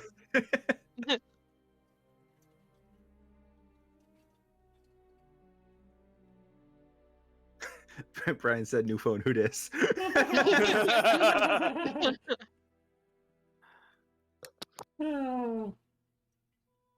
He'd probably be like, who is this again? Who are you?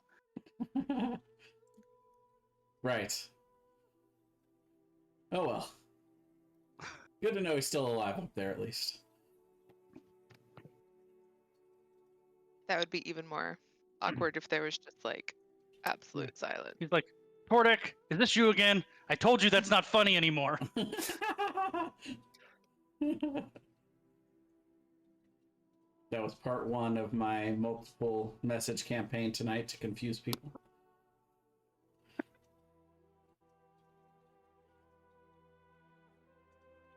But yes, Jarsali wasn't even with us when we found Paul.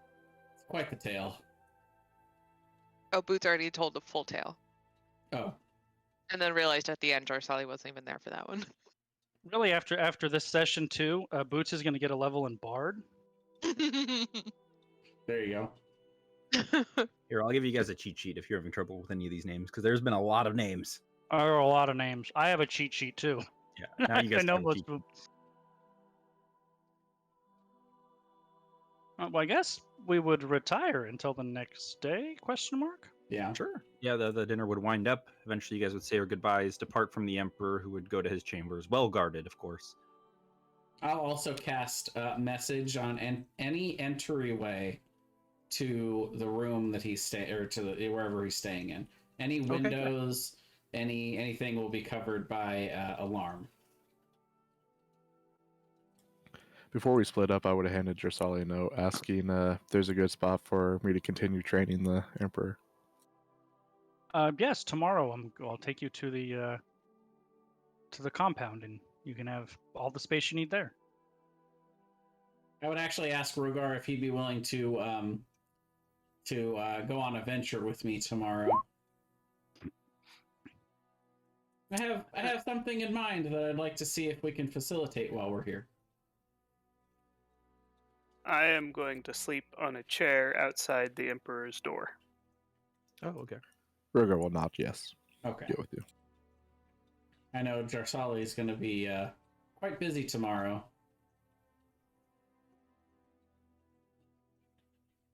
Yeah, so at some point I'd ask Tokrin about the detect magic, and I'm sure he'd say I got nothing, basically. I didn't see anything.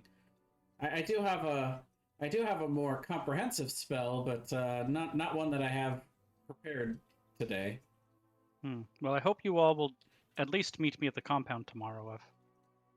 I'm concerned, and that would make me more comfortable if you were all there. Can do. To Jarsali's home, then. Mm-hmm. You guys start making your way through the city. You see some areas that you pass are this massive temple over here that looks like a strong, powerful stronghold, but it's clearly like a religious temple. You see down here a very white, pristine-looking chapel. And then as you pass through this area by the center fountain, you see this beautiful garden with brightly colored plants. This beautiful smell wafts off of it, like lavender and roses. All of these brightly colored trees and walking paths. It's clearly a very, very beautiful garden of some kind. Where is this? It's right here. Ah, thank you. And you take note of that as you pass by. And then making your way to Jarsali's home. Jarsali, do you want to describe your home? Go ahead, Boots. Yes, it would be a small compound for the kind of uppity area of the city. That garden we went by, I would point out, is the Elder's Grove, and I would suggest not going in there without escort, actually, specifically for Boots. That was for her. Her own. Don't go in there. It's a look visibly saddened. It would be a 2-story on the surface affair. It does have a basement level. We only have 3 servants here. A few extra bedrooms, mostly wooden in construction, but augmented with some stone, both for structural stability and for ornate purposes. And myself and my husband, and then my 2 children and our 3 servants live here. And we have a couple of spare rooms, so I think it's just Boots came back. So Boots, you would have your own room. I think it's just Boots. That was going to be my question. Okay. Do you want me to finish all of my stories tonight, or I can continue in the morning? Well, I suppose that's between you and Jake. Oh, Oh. are there more stories? Yeah, yeah, Please. of course. I'm only like halfway through. This has been like what, 30 sessions? I'm at 15.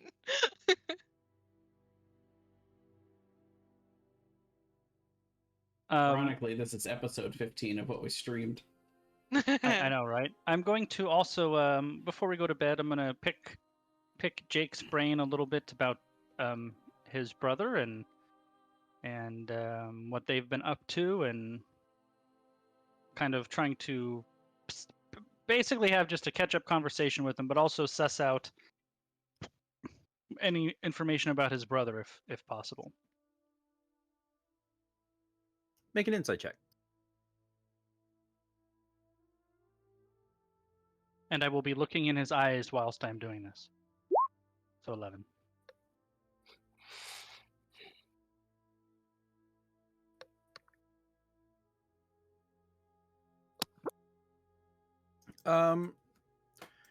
He gets visibly sad, and he says, I've always wanted to be like you, Mother, you know this. But I fear I don't share your affinity for the Blade Song. I fear that I've disappointed you. Nonsense. 1, you are still young yet. Who knows what the future may hold for you? And 2, even if you never master it, there are so many other skills where your talents may lie. Your father is a great man and has no affinity for the Blade Song whatsoever. Make a persuasion check.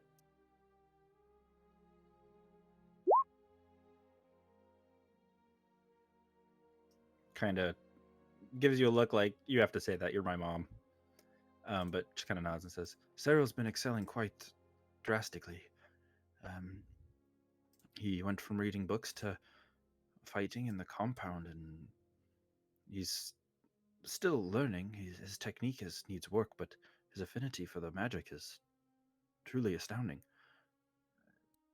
Well, there you go. I've been assured that at his age he's far ahead than where you or even the king or even Khuros were. Well, I'll see for myself tomorrow. I'll give him a kiss on the forehead and go to bed.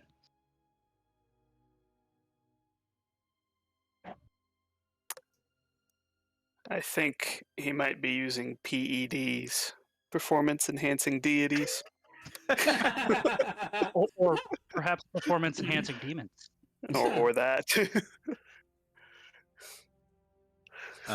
Your husband would try to spend some alone time with you and talk privately just about course. everything that happened, and just kind of talk to you about what's going on, his will. concerns. He talks about how Jake's been missing you terribly, and has been very down on himself, feeling like he's going to disappoint you when you come back because he hasn't gotten affinity with the Blade Song. I will also poke and prod him about Cyril. See if did he go anywhere weird? Like, Not really. He's spending his time in the library like normal. are you sure? I mean, I didn't follow him particularly. He doesn't like having me looking over his shoulder. You know that. It would make him grouchy. Well, why? Is there some worry? Possibly. I'm not sure yet.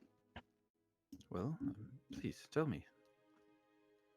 Maybe tomorrow. I am concerned about the king. Has there been any talk of Khuros assuming the throne sooner rather than later, or is the council still wanting to hold off? Well, the council doesn't frankly know. The king has done well in hiding his age, and Khuros helps hide it even more. He only appears for short periods of time, gives a speech, a few encouraging words, and returns to his chamber.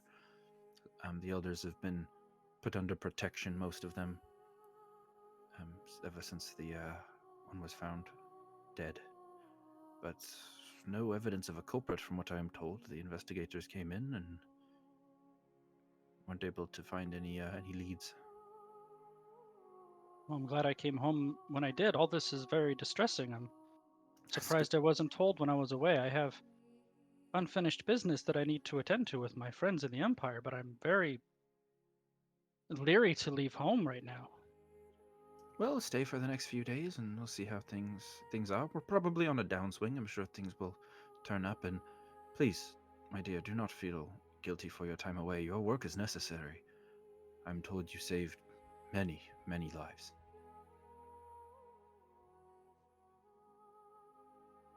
And then I guess we'll retire for the night until the morning when we go to the crime scene. Are we going to the crime scene first, or are we going to the outpost first? Yeah, I thought it was the Rogard crime scene rules and- first, and then the compound in the afternoon. Cool. Does anything happen during my watch over the Emperor?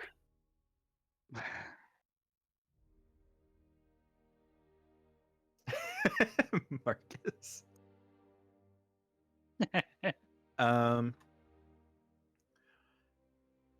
Make a perception check, Ren.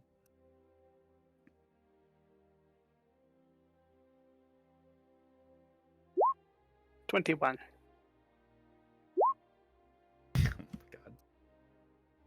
I'm assuming that means something does happen.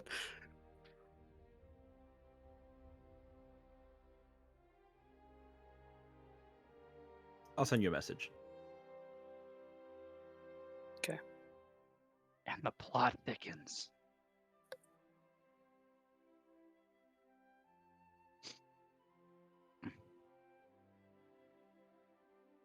Well, I can be done splitting my focus now. The Niners are going to the NFC Championship, baby. I know, I just heard from the other room. My wife's like, aha, Niners win, suck it, Rogers. And I was like, oh, okay, good.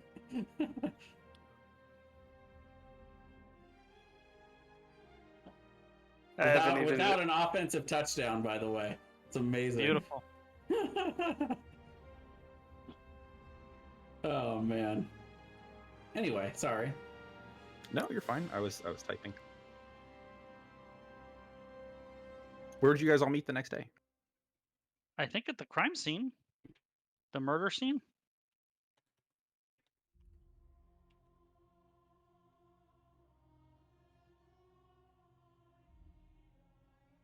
I would see if when we woke up the next morning, by the way, I could get any information about any premier blacksmithing locations within the city. I'm sure I could point you in the right direction. I would also share with you Kryn's, and actually, well, the next time we were all together privately, I would share Kryn's observation about my youngest son, so we can all be on the same page. I would also say, So where are you guys right now? I'm sorry. Murder scene. Well, you guys would, eat breakfast or something. Oh, yeah, Goes yeah, up to eat. Manor, so you guys have to meet somewhere. Right. Well, I assume we just meet at the murder scene. Okay. I would also say, last night when I was outside the Emperor's room, I heard whispering inside. So I peeked my head in and saw a similar shadow dissipating from his room.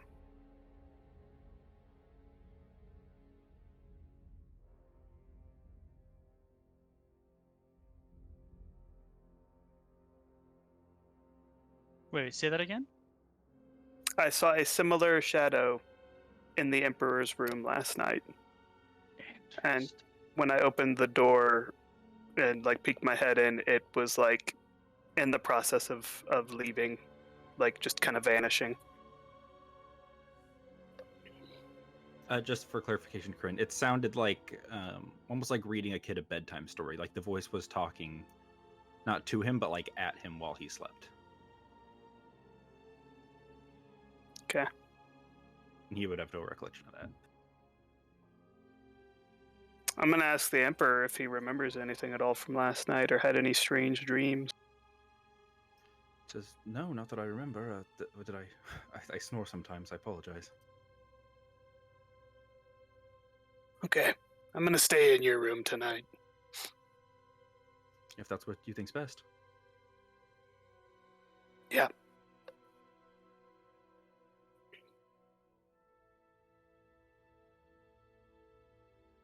So, to the Elder's Grove. Yes. Boots, do you have enhance ability as a spell? I do. Can you prepare it today? Yes. Thank you. Okay. I would have gladly have had that available for you, by the way, but I looked at it a couple weeks ago and I was like, oh, that's not a wizard spell. Mainly because I need to make a constitution check when I do this thing, and I don't do those, so Yep. that'll help me get past this. Give you a chance, yeah. Yep. When we can also guidance you. Sure. That's true. I do have guidance, but it's both are concentration spells, so it's one or the other. By the way, I would. Cosmic better. Omen. I can Cosmic Omen. Yeah, let me roll what that one is, though. Grogar can hold your hand. Yep. Also, that will also help. And that one might be the opposite, so that might not be helpful. I would message to Corin and see how he's settling in at the tower. Oh, no. I can add a d6 to whatever you roll. Chukorin says that everything's great and he's working hard and should have some more funds coming your way soon. Excellent. Only made 10,000 last time. Sorry, boss. Unacceptable! Put it all into GameStop, trust me. Stonks. If it's relevant, which elder was killed, by the way? Elder Jebediah. It was Zinkane Sagewalker. And you said 2 were missing? Yep, the two missing are Dorak Falcon and Erptor Windred. I'll show this to everybody, why not? Oh, those are the princes, right? So you said Epdor and Dorwerk? Yeah, I shared a handout. Oh wait, Ah, can you guys see that? Yep. Yep. So Yep. So, Zincan the two was- princes that are scratched out are missing, and the elder is the one that was dead. Ah, so where is the murder site? It was in the Elder's Grove. In the grove itself? Yep. Oh, that Yes! could complicate things. Oh, right. It's bad. Bitch really wants to go. You would well, I thought I said that. If I didn't, I'm sorry. But yeah, it's in the Grove. Karis would provide you guys access to that if you needed to. Sure. Because you said you want to check out the murder site. Yeah, I do. Is there anybody else there, or is it just us? There would be 2 guards with you guys, just making sure that you didn't do anything disrespectful. Okay. Well, I would. If you want to brief them before they go in about being very respectful. Yeah, don't touch anything. Don't dig up anything. Looking at boots. Don't move any Boots. plants. Looking at boots. Gonna be like physically vibrating with stress. Shall I tie you? And then I will. You tie scarf to boots and tie boots to Kryn. I was thinking about just putting her in a backpack so her head's sticking out and just like wearing her God. like a backpack. Rogar, Oh take my this. God. Yeah, but you do that once, and she's gonna make you do it many times when she doesn't want to walk. That's fair. So into the Um, other Grove, then, yeah. Elta, yeah, and I will ask Boots to cast Enhance Ability Constitution on me before I do this. She will. And then I will attempt to use Truth Seek to see the scene of the Elder's murder. And what level of Truth Seek are we going? Do I need The to ask? full Yeah. level. Make a con save. After knowing what happened last time and knowing that we're not supposed to touch anything, I'm going to be standing like Yes. right behind Drarsali yeah. in case she tries to run away, so I can grab her right away. But you have So- advantage because of the enhanced ability. So yeah, Yep. 19. You also technically gain 2d6 temporary hit points. Awesome. But Oh, most wait, importantly, I 19 then? I think 19's a pass, right? Yeah, it is. I've said a pass. Okay. 1 second. Excellent. Great success. Very nice. Alright. We're more prepared this time because Yep. thanks to Exactly right. Carganto. Yeah.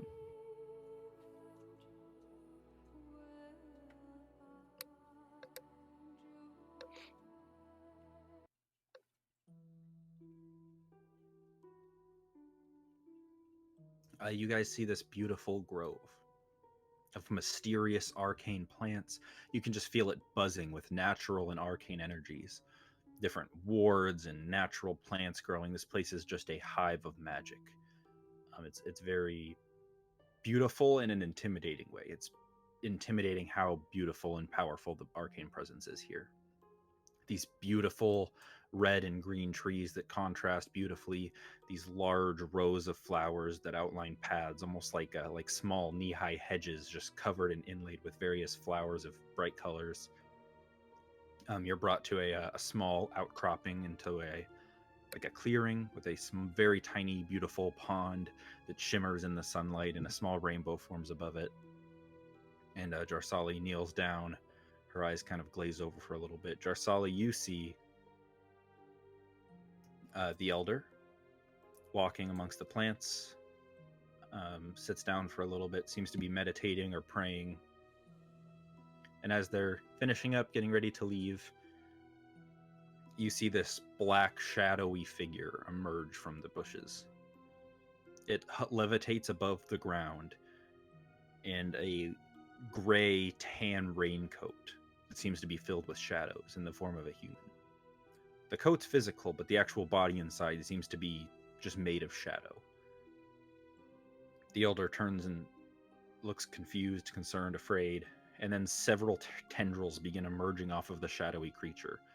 Each tendril turns into a grinning, smiling mouth at the end, and they surround the elder and begin whispering, chatting, yelling into his ears. He looks confused and afraid, and as the mouths are yelling at him, talking to him, they begin grabbing onto him, clinging onto him, pulling him closer towards the shadowy figure. And as it does, the figure seems to try to move inside of him, trying to merge with him, but doesn't seem to work. Something goes wrong, and the elder kicks, lets out one kind of gasp, just kind of, and then falls dead. And the shadow almost looks frustrated, recoils off of him, seemingly failed to merge with his body or do something strange similar. And then the creature vanishes, and you find yourself back in the beautiful garden. Shit, is Callista's patron in this world too?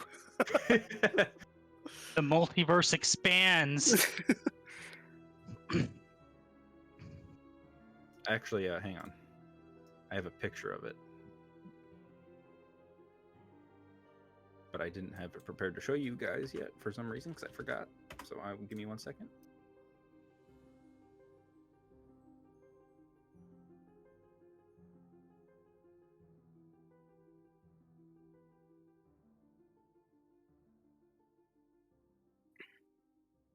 Mm. I am going That's to. That's a some very fun creepy artwork. start. That is. I'm going to ask Kryn. So, as soon as you saw Cyril, you saw this shadow creature following him, or was it part of him? It looked like almost looked like part of his shadow that was behind him was moving, and then it dissipated, just for Kryn, because I didn't give him that great of a description. Yeah. But yeah, on Cyril, you saw it as soon as he walked up. Is that correct? Yeah. Have you seen it since? Last night in the Emperor's room, I think it was similar or the same. Do you see it on the guards? I'll look at the guards. Nope. No, think- but it does make me wonder, wasn't the King's decline fairly rapid? Yes, but that in of itself is not uncommon amongst the elderly, though it's certainly worth checking into. I'm curious, do you think, with your limited knowledge of your new abilities, that you would see one of these creatures that you saw as soon as it came into range of your vision? Could they hide from you, do you think? I don't think it can be invisible or appear as something other than it's not to me. I think the one that was in the Emperor's room left his room. It's apparently pretty skittish as well. I will describe what I saw to everybody. And do we have, in my studies at all, have I heard of such creatures, or Does it sound at all familiar? Anyone proficient in history can make a history check. That is me. I'm old. I'm of course proficient in history. I imagine that's probably. Oh shit! He knows exactly what this thing is. Wow, way to turn the whole plot upside down. One roll, huh?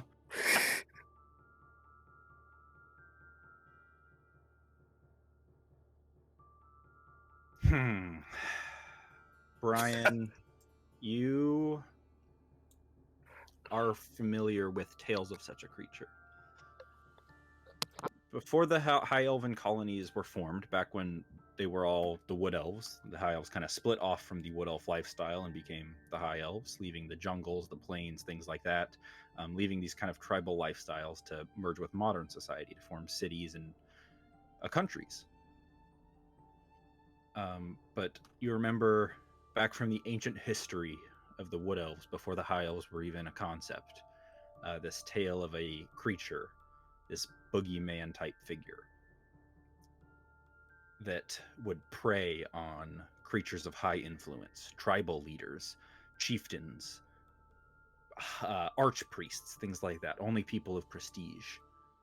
And that it would prey on them, and that the higher it could corrupt, the more powerful it would become. If it corrupts a guard, it would be weak and frail. If it works its way up to a chieftain, it would grow mighty and strong. The elven word for it is Rom Grinkilla, which basically is a ancient and dark word for counselor. Fascinating. And I assume you tell that to all I of would. us. It dawns on me. This reminds me of and share with everybody. Well, if that's the case, then if he hasn't already been influenced by this thing, then the king is in danger. As is the emperor. Makes me wonder why he would go for a child, though he has maybe more influence than others of his own age, but he certainly is not a influential person in of himself, maybe just because of his possible proximity to those of With great a influence? 29, you'd know, Brian. It can't just start at the top. It kind of has to work its way up when it manifests. And then the other thing is that it usually has to be in willing hosts until it's really strong. Like once it's really strong, it can just do whatever it wants.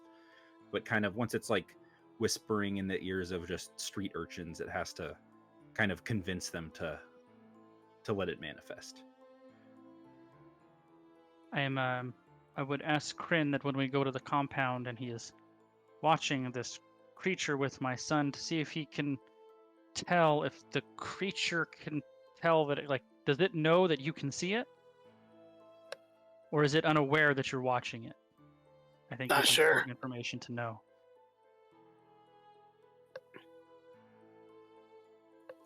Maybe I'll try to find out, but maybe perhaps myself and Tokarin and my husband can visit the Hall of Knowledge and see if we can find any information about these creatures. Is it all possible that your son may have decided to allow this creature to use it to possibly become more powerful and advance in his studies? Well, as a mother, I would like to say no, but I mean, the reality is, of course, that's possible. both your sons really want to impress you. The one shows it more than the other, but Well, to the hall then. Where are we going next? The guild hall or the training Hall hall? of Knowledge? Or no, okay. Yeah, to the training hall. The compound. Yep. All right. A little bit of a jaunt.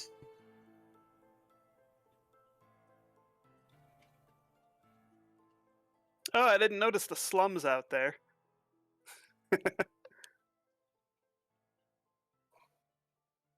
Good to know even elves have slums. How slummy are the slums out there, I wonder?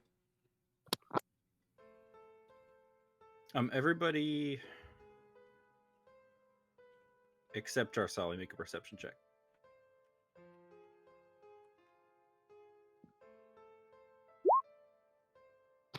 Ten.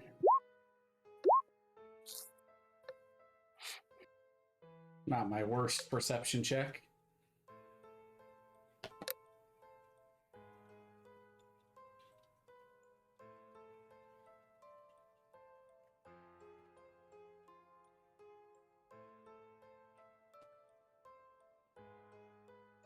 I just noticed that. Boots made a stealth check. I assume those are not unrelated. You guys make your way out. And Is Boots with us? Boots is with you. Okay. You guys make Are you muted, Nicole? Or are you? No. Okay. I'm not. What did you touch? Just over there looking guilty.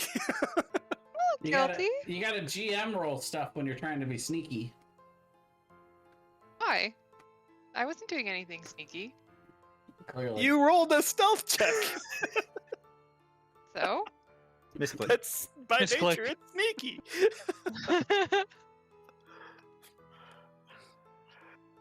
Really, it's suspicious how much you guys care. Yeah. That's true. Oh. All right. So you guys make your way to the training compound. You see some basic stone and wood walls create this very, very fine training institution. The people here seem to be all training in the blade song. They're all very happy to see you guys here. They welcome you in. Karis is there, and both of your sons are there, Jarsali, and he said, and Karis would come and say, "So, champion, are we to spar today? Then I understand." I look at Jarsali. I think it would be an excellent match, but don't feel bad when you lose, Rogar. Yes, I fear that your type is particularly susceptible to my talents. Brute strength and hardiness is... Well, that's what I overcome. That's my speciality. As is Lady Jarsali's, I'm sure you've noticed. Our blades do not cut the skin, but the mind.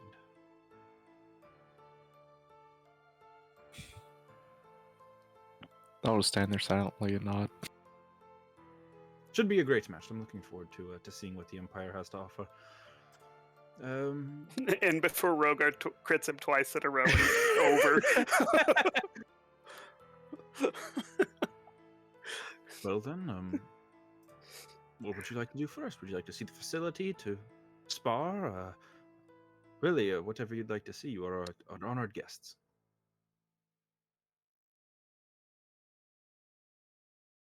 Why don't we give him the tour? Before Rogar will actually make you sweat, I believe, Karis. Truly. Well, Truly. Earning Lady Jarsali's praise is no small feat.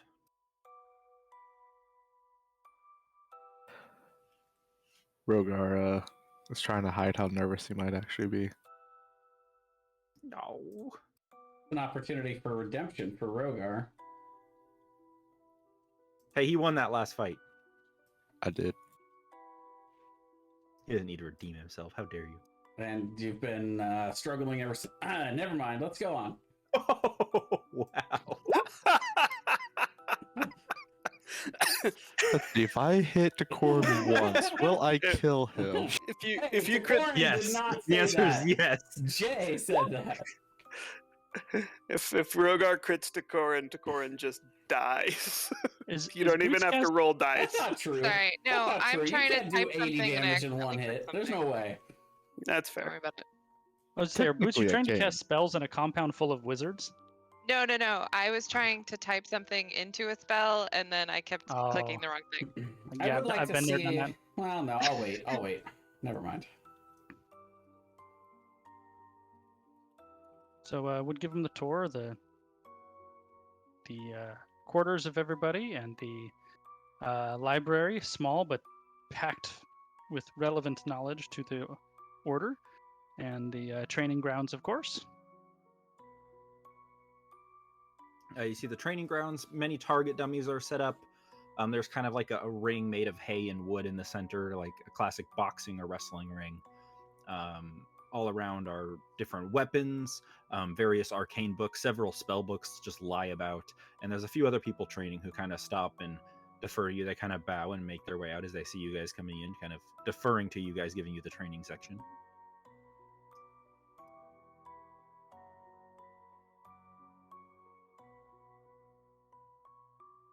Is the Lord Commander's daughter here? Yeah, she would be. Air. Yeah, I would. Before we Sure. start this, actually, mind if we take a quick fiver so I can say goodnight to the kids? Absolutely. Should be a good time for that. You guys go to the Conorote compound. This order that Jarsali and these other people seem to be a part of. And oh wait, you guys are already there. We did this. You guys are in the training center. It's been deferred to you. Air's there. Jarsali's husband would be there. Her sons. Khuros would be there. And I think that's it. There'd probably be one or two guys sticking around in case you guys want sparring partners, maybe. But I mean, there might be a little bit of an audience if they find out Khuros is going to step in too. Oh yes, people would. They'd be like giving you your space, but you see them like peeking around the corner. Are there target Yes. range targets? Yes, there's ranged target dummies. There's some spell books around so people can practice different spells. A whole bunch of weapon racks with all the weapons you could think of, and then this like basically what's a WWE ring in the center that's small. Oh yeah, brother! I go over to the spells and start trying to cast spells. No. So once everyone's getting settled, to view, whatever training we're gonna view, I would actually have apologized and said I needed to step away for a moment to send a message, and that's when I would have sent the message to Gopher. But then when I was alone and didn't feel like I was being too heavily watched, I would go ahead and cast True Seeing on myself. Mm-hmm.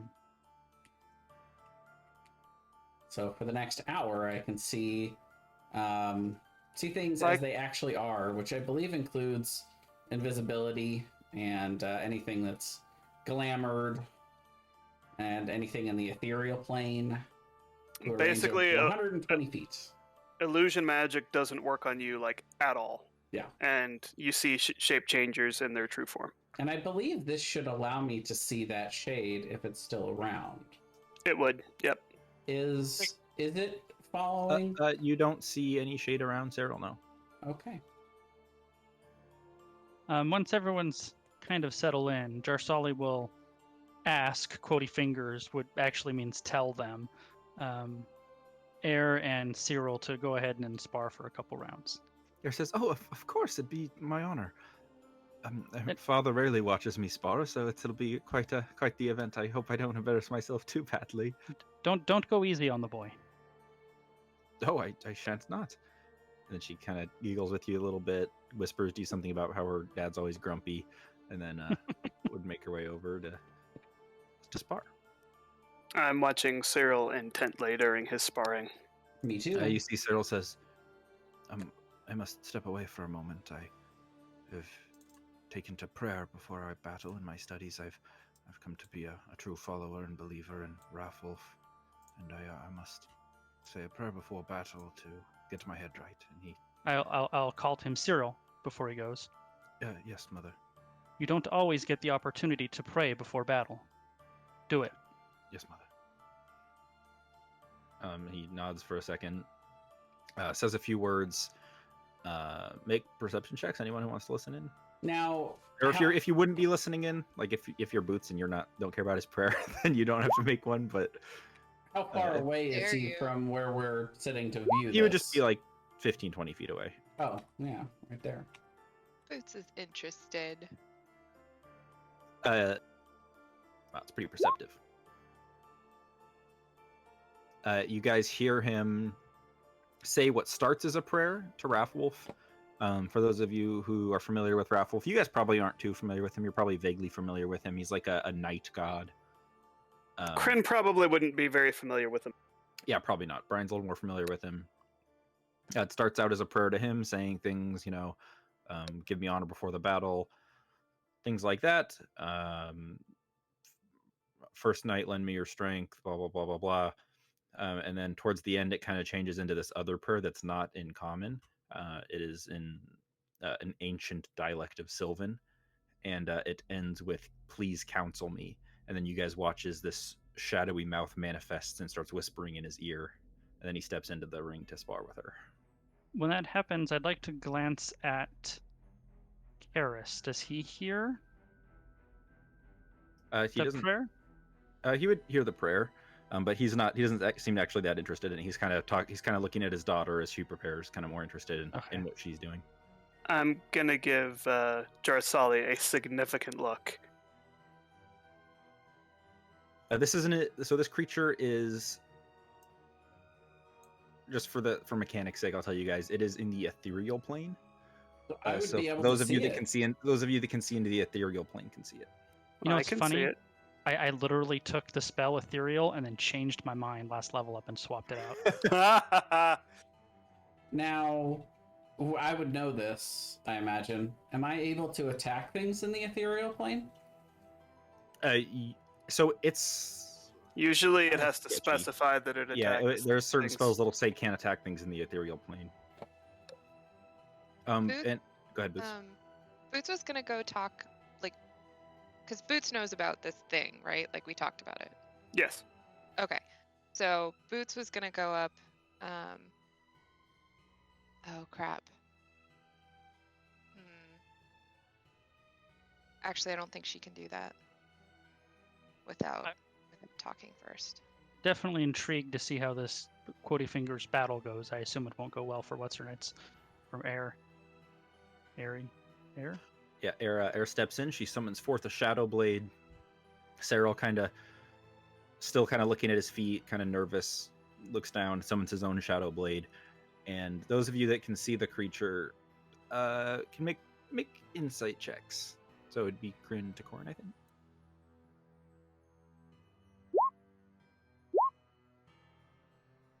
You guys can make out the words that it's mouthing. First of all, this mouth is twisted into a bright, unnerving smile.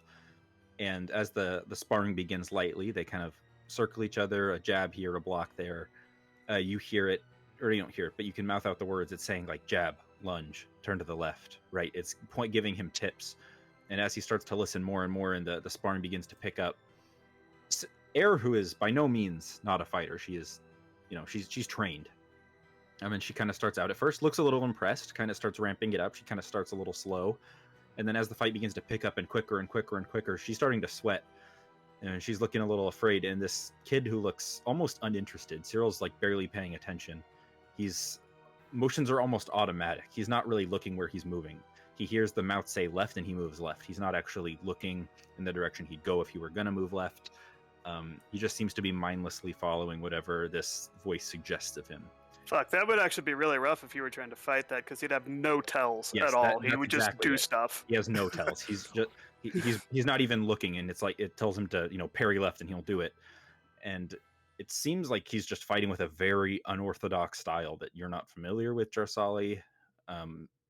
Almost looks like a weird drunken fist, kind of unpredictable martial art type attack. And eventually the sparring begins to end.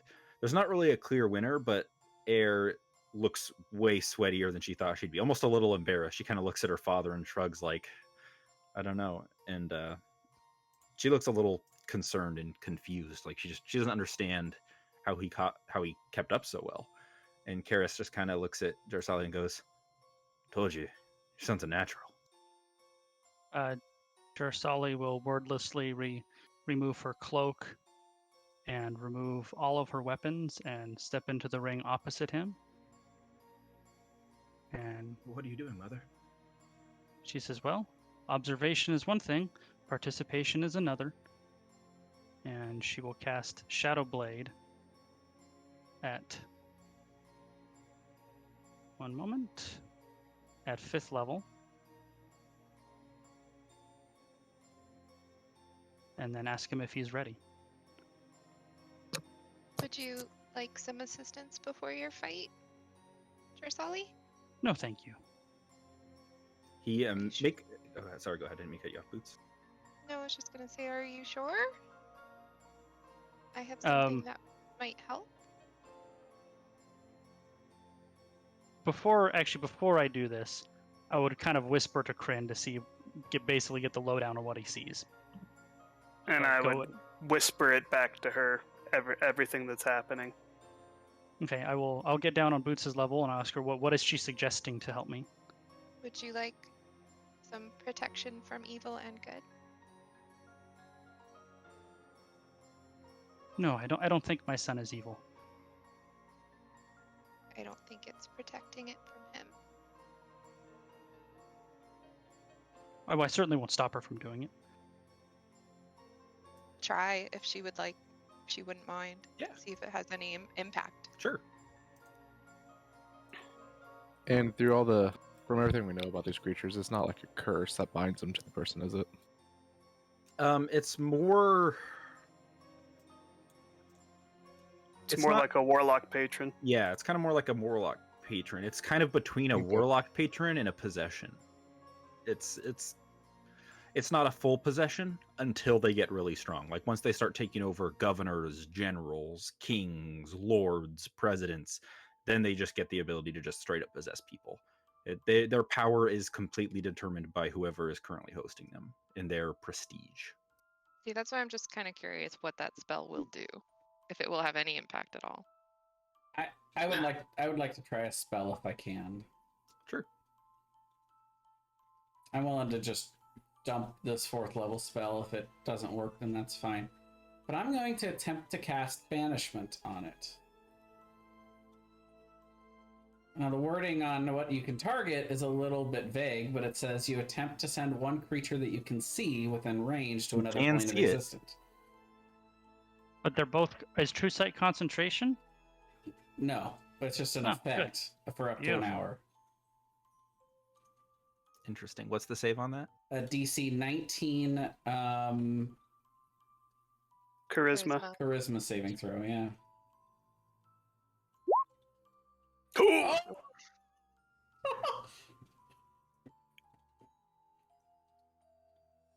Oh. You feel this banish begin to go off, but something blocks it. This creature's very powerful, and you can feel it push through your banishment. And how does it react? I'm standing up there, Thomas. Sorry, it doesn't visibly react.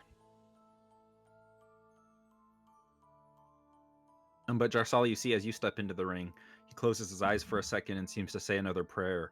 And those of you that have true sight can see 2 more of the mouths manifest on either side of him, whispering advice into his ears. And he says, "I'm ready, Mother." As he is mouthing a prayer, I will cast a prayer of my own. All right. Oh, wow. I didn't think about that. Roll initiative.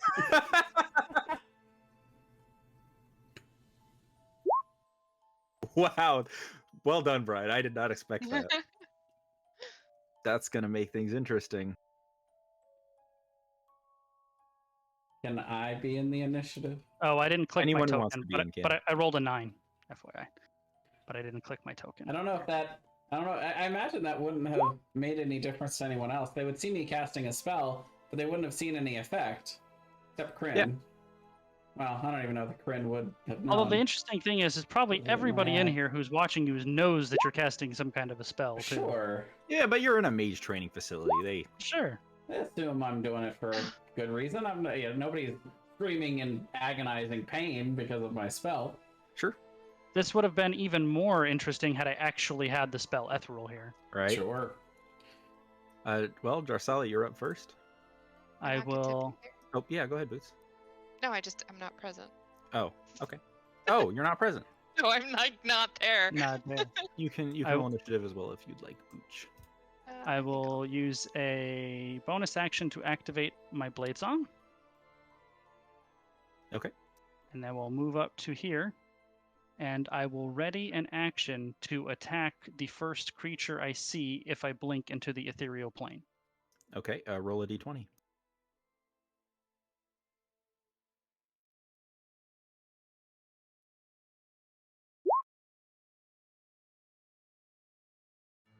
You Is it above, right? On I don't know. roll of Yeah. 11? Wait, hold on. Yeah, On a you roll of go- 11 or higher. Yeah, 11 Yep. or higher goes. You blink into the ethereal plane and see these 3 mouths around your son, and he's looking around for where you're at.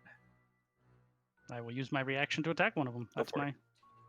my turn. It would be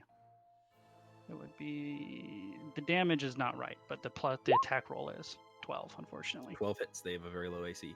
Oh, wow, I rolled a 2. That's s- good to know. You strike one of them, and it dissipates. And Cyril looks confused, and he's still looking around for you, but now he's looking at everyone else, and he's just like, he's full on panicking. He doesn't understand what's happening.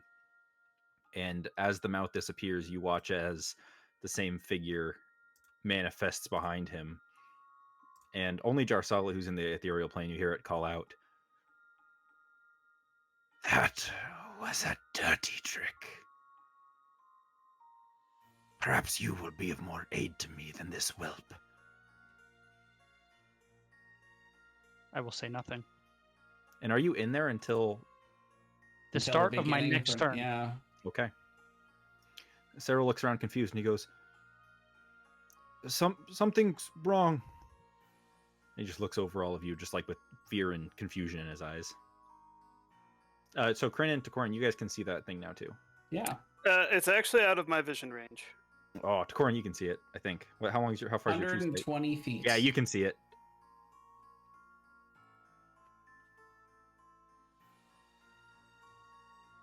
Well, if Cyril's not going to do anything,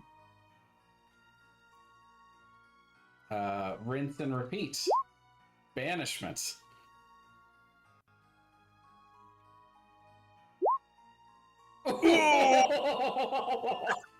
Damn. Now I'm scared. Who would have thought this thing was a little charismatic? As it turns out. Okay. I can still see Jersali because I can see it in the Yeah. ethereal plane. So What's the third thing? Tokaran banishes himself. It was weird. I'll cast Ice Barrier on Jersali.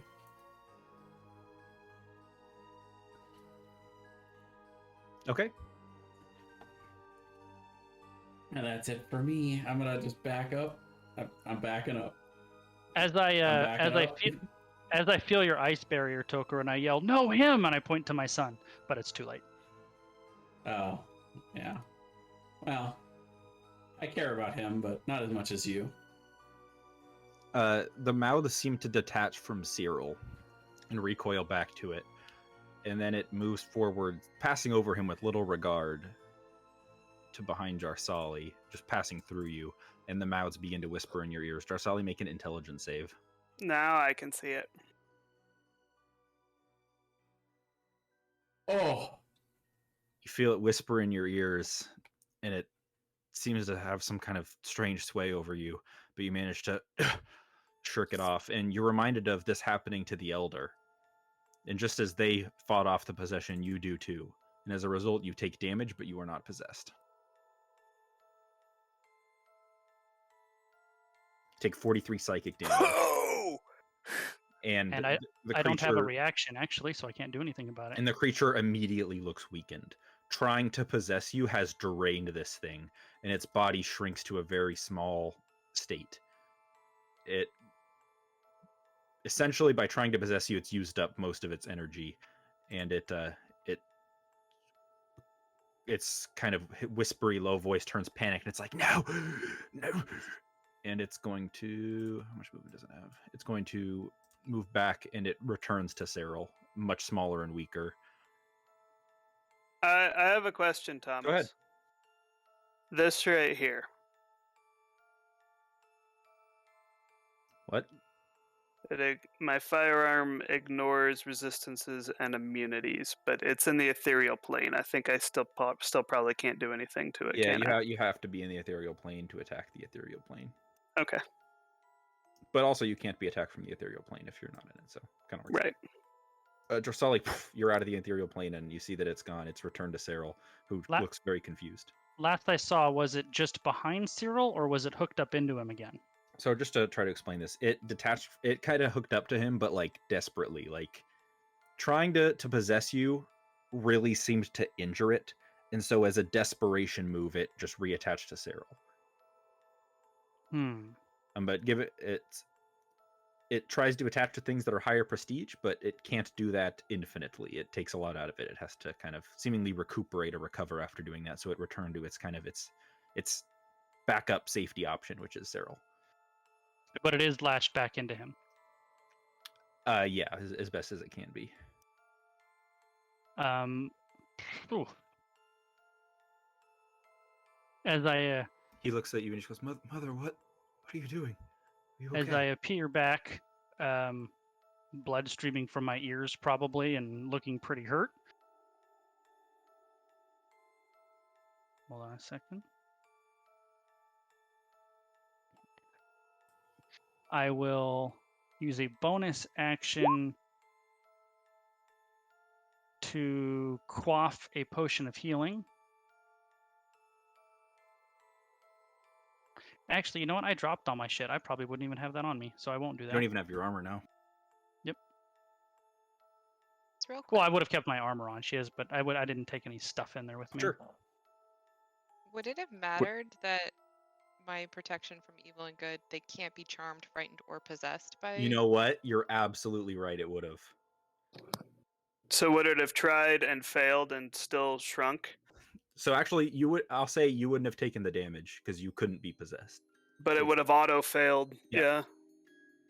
So as it's trying to dig its claws into you, it seems to be unable to. This protection from Boots' spell saves your mind from its intrusion, and rather than having to fight it off, it automatically is dispersed. So the psychic damage comes from fighting it off. But since you don't have to do that, you don't take any damage. Oh, excellent. As I appear back in this plane, I will say, Boots, protect Cyril, don't protect me. His mind has been corrupted, free him. And then I will move to here and have another readied attack for the first creature I see in the ethereal plane. Cyril looks panicked and confused. Well, you got to roll a d. Yep, and you go again. So then you get the attack. You do. And Boots 21. would go before Cyril in the initiative order. And I will be right back for real this You're right. time. You strike out at it, and it cries out in pain. It seems to take a lot of damage from that it probably wouldn't have in its full form.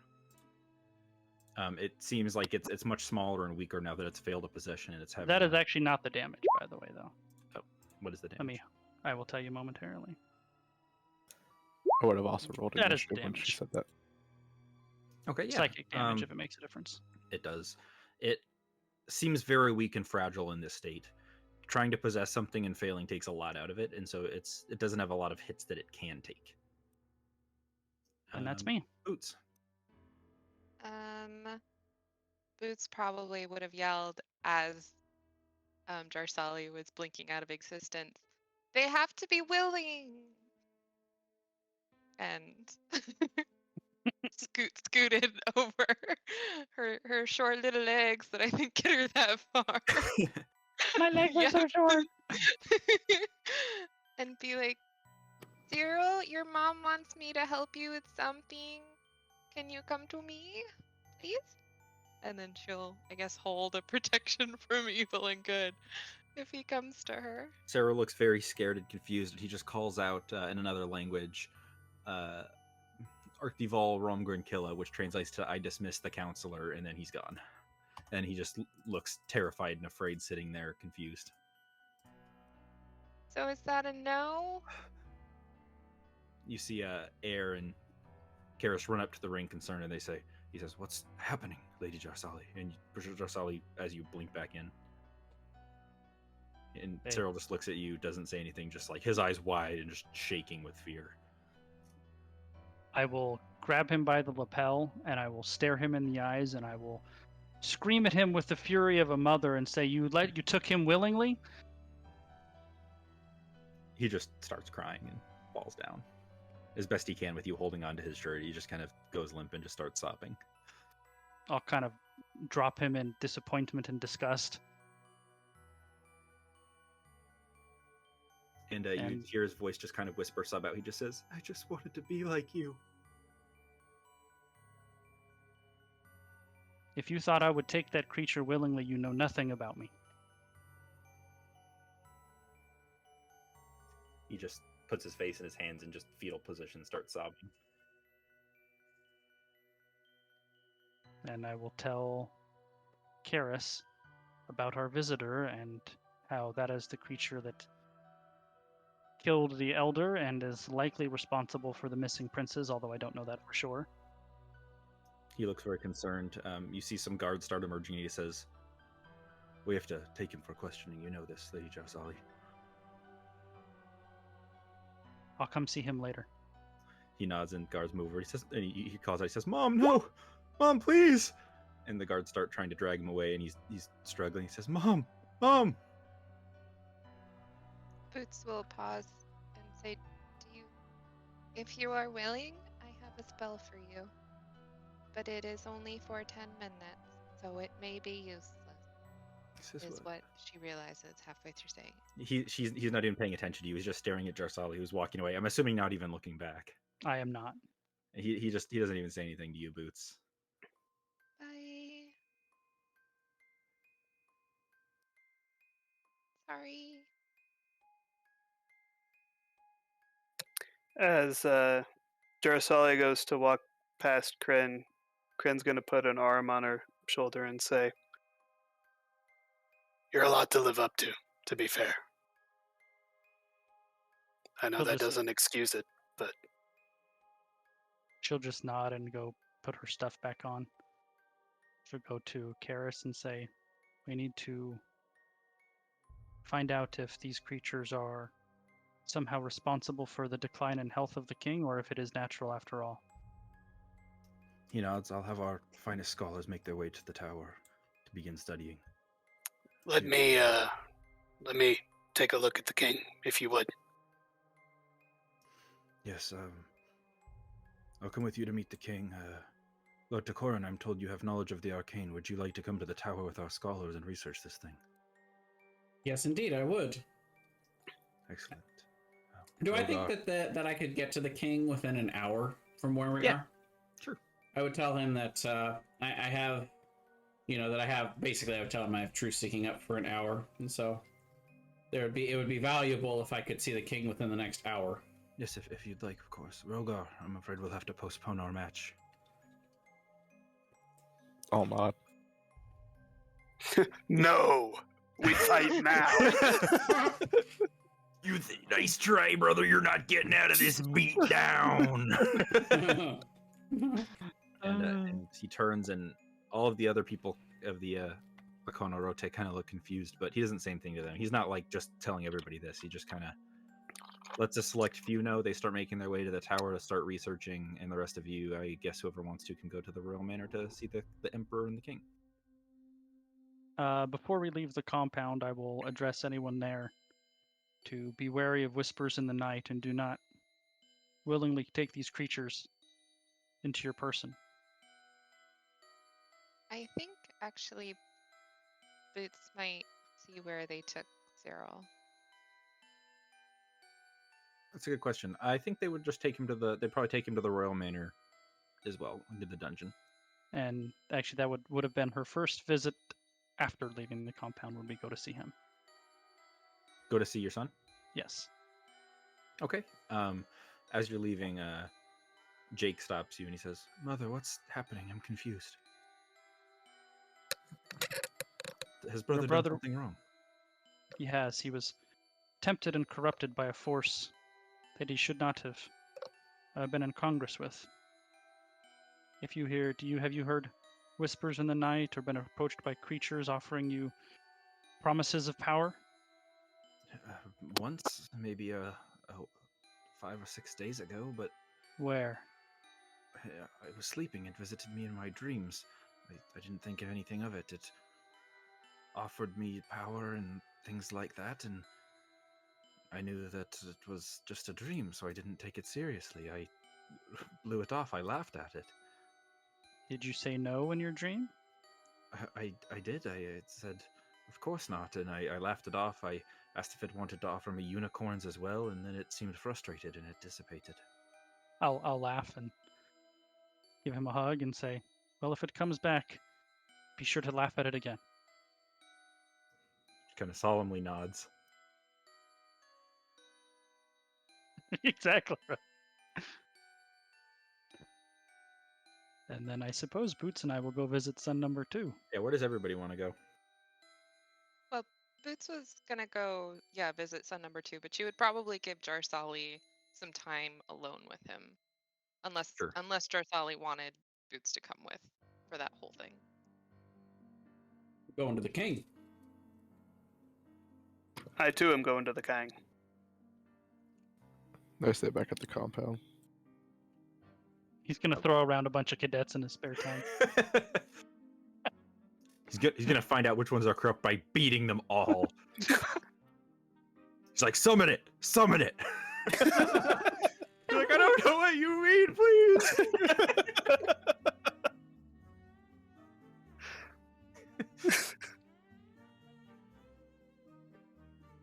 To the Royal Manor, then. I will go with Takorin and Kryn first. Okay. You guys make your way into a small chamber where you see the Emperor is getting a dance lesson from several diplomats here, kind of smiling, having a good time trying to learn their strange foreign dances. You guys come in and he says, it's good to see you all. Please, I need a break anyways. And he kind of towels off a little bit. Whew, they are quite the dancers here. What can I do for you? I need you to be 100% truthful to me. The other night, I heard whispers coming from your room, looked in, saw some shadowy figure dissipating. That's apparently some sort of, I don't know, fucking demon or something that will possess you if you let it. Oh. I won't let it then. Insight check. Sure.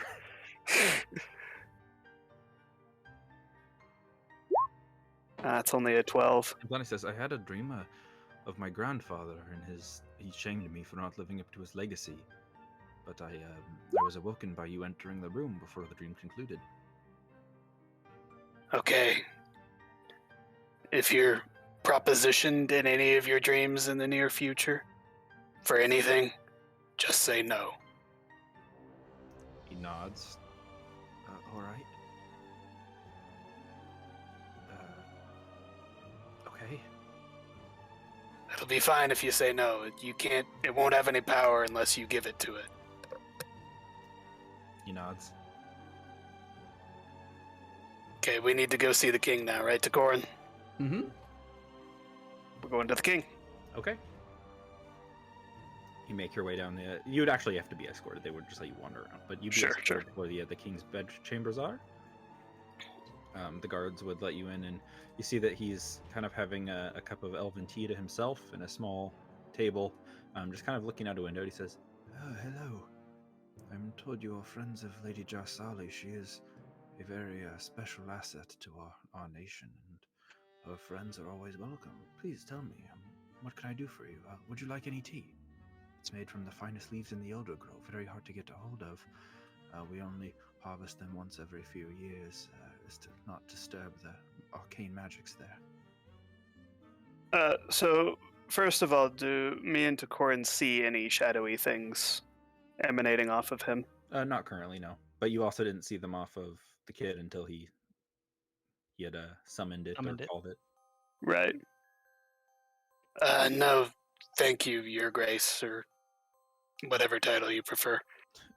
Kelowain is fine.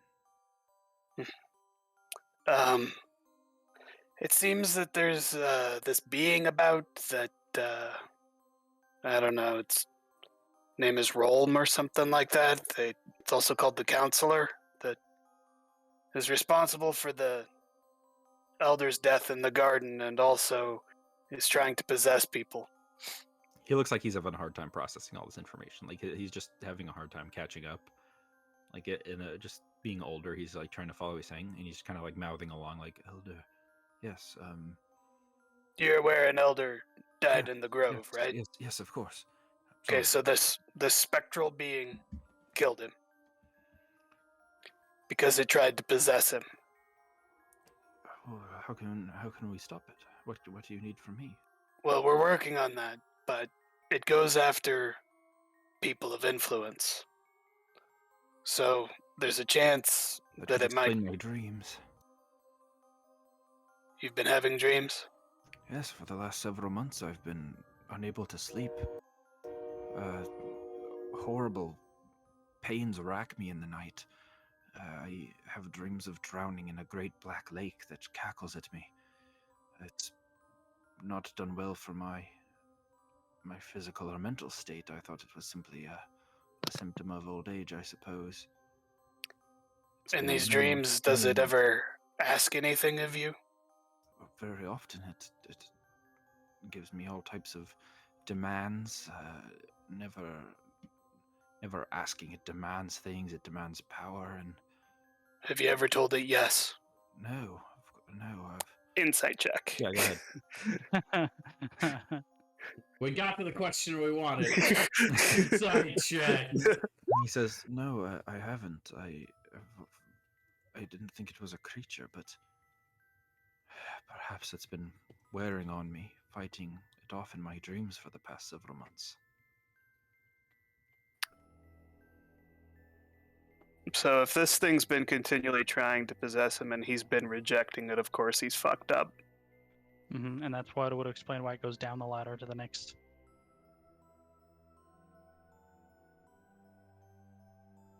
And with the 25, I'm assuming I believe.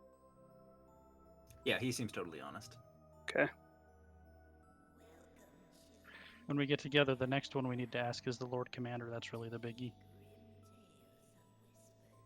Yeah.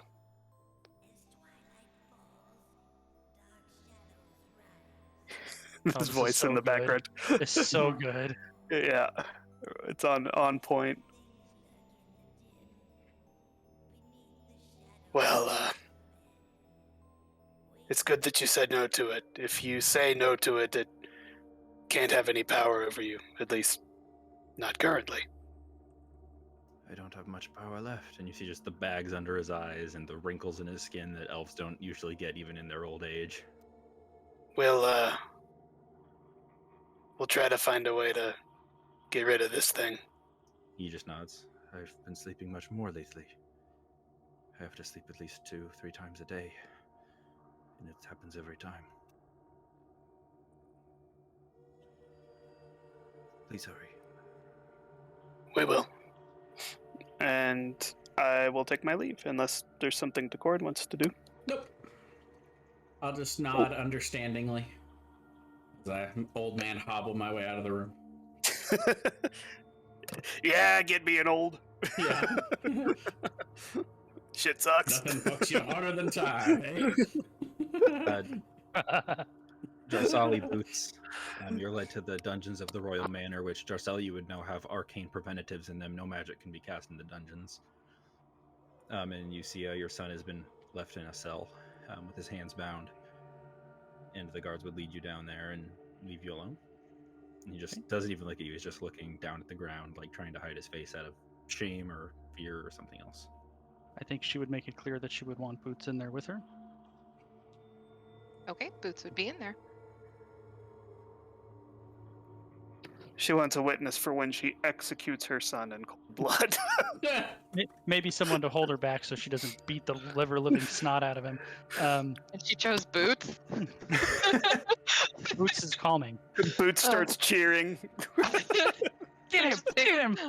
You really think Boots could hold back Jarsali? She's a negative one. You're holding onto her cape as she just goes to town. To be fair, it would be a clash of the Titans, by the way, with my also -1 strength. Amazing. Right. Wait, now I just want to see what I would get. Hold me back. Hold me back. Oh my god! Ooh, see, you would. Hold her back! Boots has quite the ankle lock on Jarsali. Is there like a table in there? Is he just on the floor? How's it set up?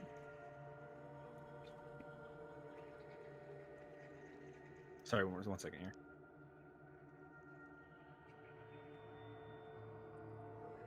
Also, I like how Kryn shot the wrong son. I shot them both. Just to be safe. This is the Kryn method. He walks into a room, he sees one person, and he's like, "You're the one!" And then another person walks in, he's like, "No, you're the one!" I'm sorry, I didn't hear you said, Brian. You said Bounty hunter. What's the setup of the cell? Is there a table? there's Is he in there's like chair? Is there's he a standing small there? there's like a small like stall bathroom, so it's actually a little private. And then there's like a small desk with some, you can like write letters to loved ones from the dungeon. So there's just a pen and some ink.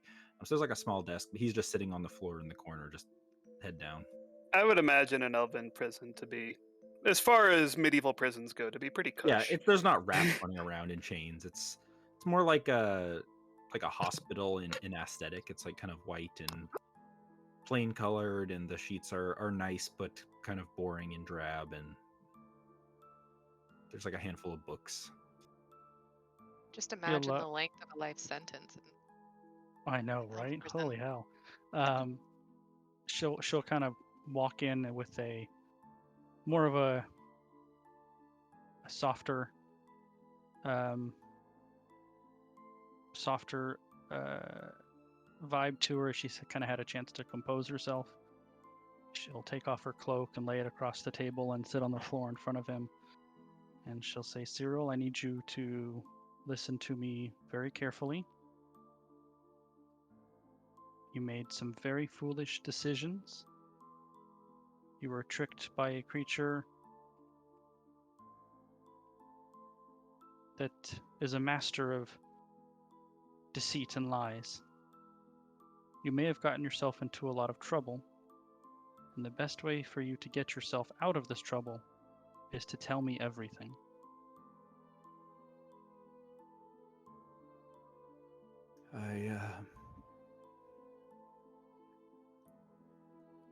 I always had many great teachers,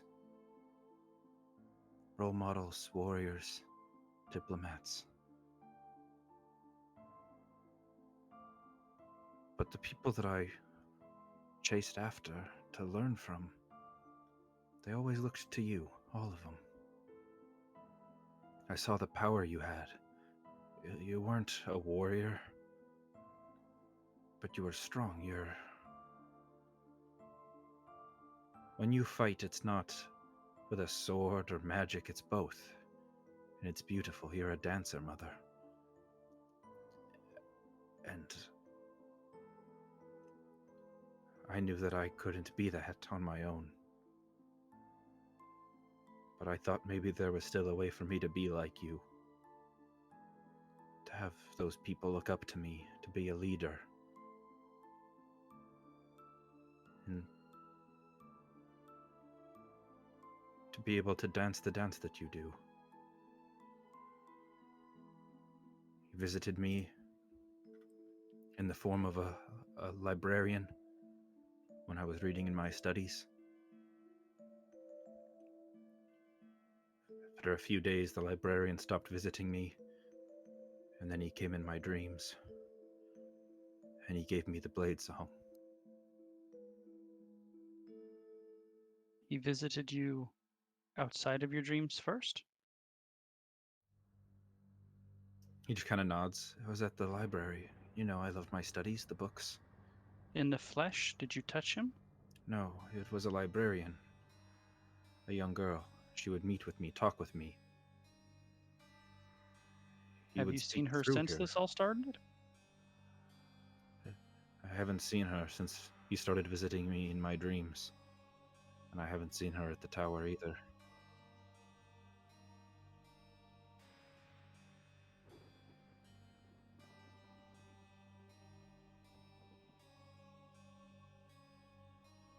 Anything else?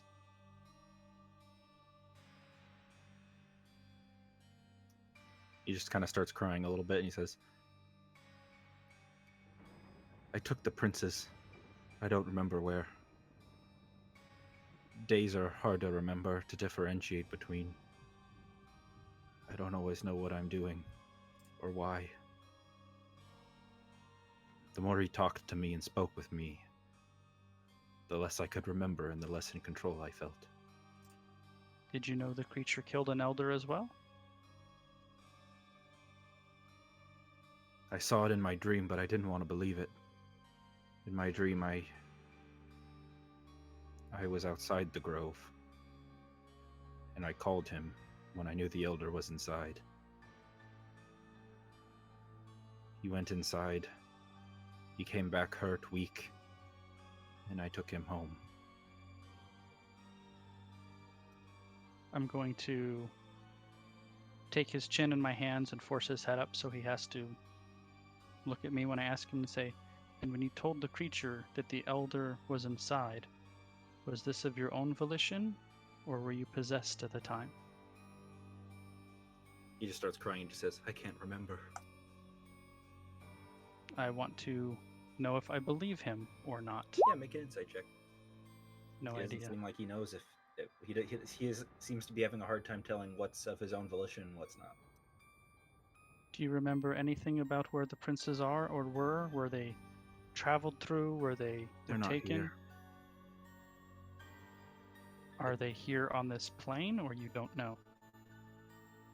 He kind of chews his lip nervously. Do you remember that bag we played with as a kid full of toys? You could fill it with an infinite amount of toys. A small bag, but it could hold so many. I'll kind of smile at the memory and say, of course.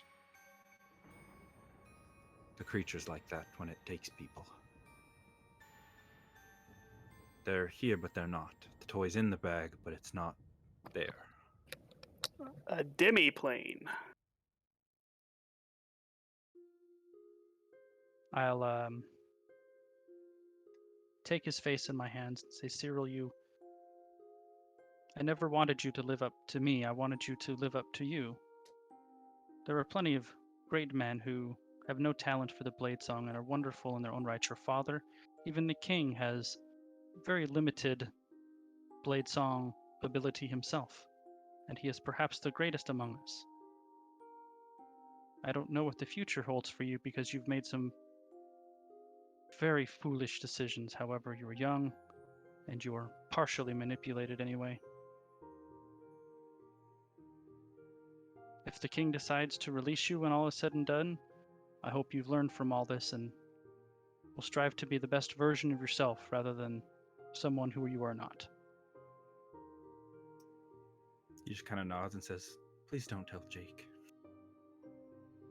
You know I won't lie to him. I'll come visit you when I can. I'll stand up and take my cloak and I'll give him a kiss on the head and leave. Boots would probably walk out of the cell, but I'm assuming there's like bars, right? Yeah. She would just sit outside and talk with him if he would ask or if he would respond. Yeah, he'd talk to you a little bit. What do you want She to would- talk to him about? She would just ask him about his childhood and like what Jarsali was like when he was younger and what are his happy memories and what what he was like as a kid and what he enjoys doing and just talking with him. Make a persuasion check. Oh god.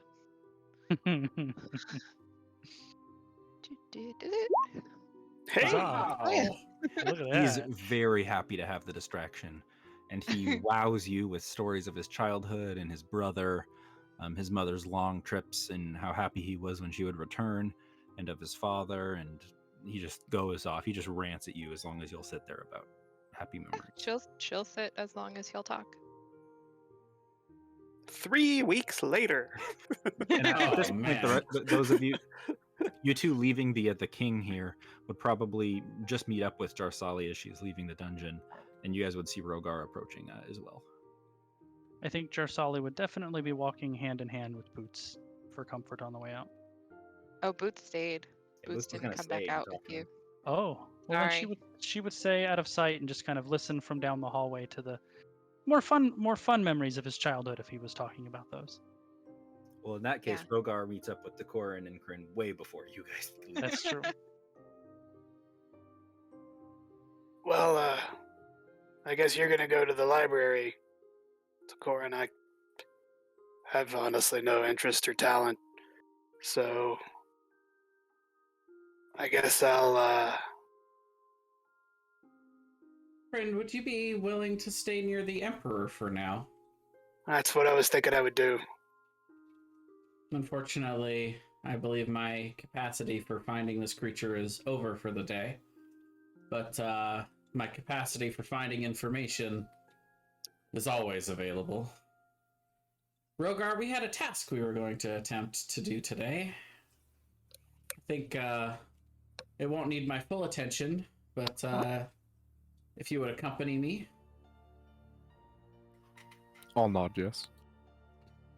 And I'll go to. I'd like to take Rogar to whatever expert blacksmithing place that they had here in the capital. Yeah, not a problem. I would ask if they'd be willing to allow us to use their forge for a few days. They absolutely would. Okay. I would pull out my replica trunk and summon Liamon's chest. And I would pull out of it a fairly healthy chunk of meteorite iron. Well, I would attempt to and then realize I wasn't able to lift it. I would ask Rogar to do it. I would reach down and grab it. I was wondering if you'd be interested in working on this for a few days, and I'll hand him a schematic of a particular weapon, which I'll message you. But I was wondering if you think you could fashion this iron into this shape. The blacksmith looks at you and just kind of smirks and says, "Of course, we're not primitive southern blacksmiths. We're elven blacksmiths. We can make anything." And they go to work. Excellent. I imagine Rogar would want to join in on that. If you'd let me, yeah, I'd help him. I figure that's something you'd probably enjoy. A while would go by. You guys working on your project, Jarsali and Boots. I'll head over to the knowledge place though after that, because I'm not going to be any help in that blacksmithing. Jarsali and Boots, what would you guys do afterwards? I think probably go to the Emperor, figuring that that's where Kryn would be, because that makes sense. You meet up with Kryn and the Emperor, kind of sitting down to dinner. Is it just the 4 of us?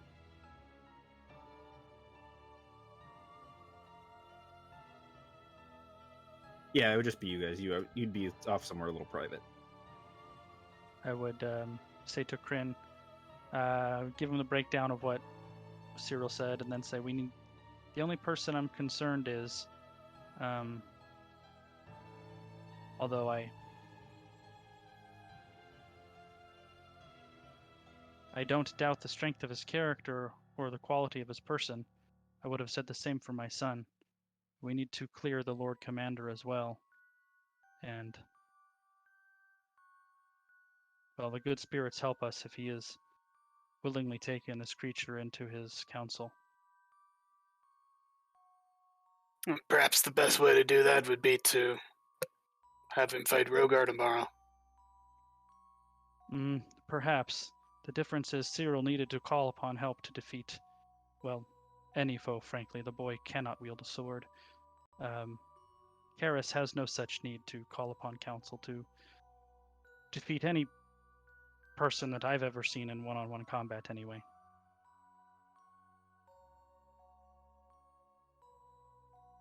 I mean, I could cast my spell on him, but the person must be willing. Maybe we... If he's already possessed, would that eject the thing from him? Yes. But You only if he was cannot be- willing to receive the spell. Correct. So if he was willingly in cohorts with the creature, then he wouldn't work. But wouldn't accept the spell. But if he was unwillingly possessed, it would eject it. And would 22. would Boots know if he was unwilling, right? Probably not. But if he was unwilling and he got ejected, you would notice because he'd be like, "Oh my god, I'm saved." Right. I mean, I can't. Well, no, I think I would, because I can't cast it if the target is unwilling. Yeah, that's fair. Yeah. So think- if yeah, I went you're to right, you would cast it know. on them, You know, one way or the other. yeah. Well, I think we take him to the compound under the guise of the training session. That way he's out of the city and not near any vulnerable targets. And we have Boots try to cast her spell then. We must clear his involvement. That way, if things go bad, we can resolve it. While this is happening, Takorin, you and the what's his name? High Guardian. I can't remember his title. Lord officially. Commander and High Lord- Guardian. Lord Poor Commander, Takorin High is Guardian. alone with this guy right now, by the way. Excellent. He with the great scribe of the Tower of Cyrus, and you begin investigating this creature, potential ways to solve it, anything that can help. Finally, with the two of you, there's a DC 20, by the way. All With right. the two of you working together, you find a something that's very interesting, that may be useful, and he says to you, says, "We must get the others together to discuss this, and then I can lay out the plan. Come quickly. Have them meet me outside the Guardian of Elders. Can you message them somehow?" I do. I say I cast sending to Lady Drasali and let her know.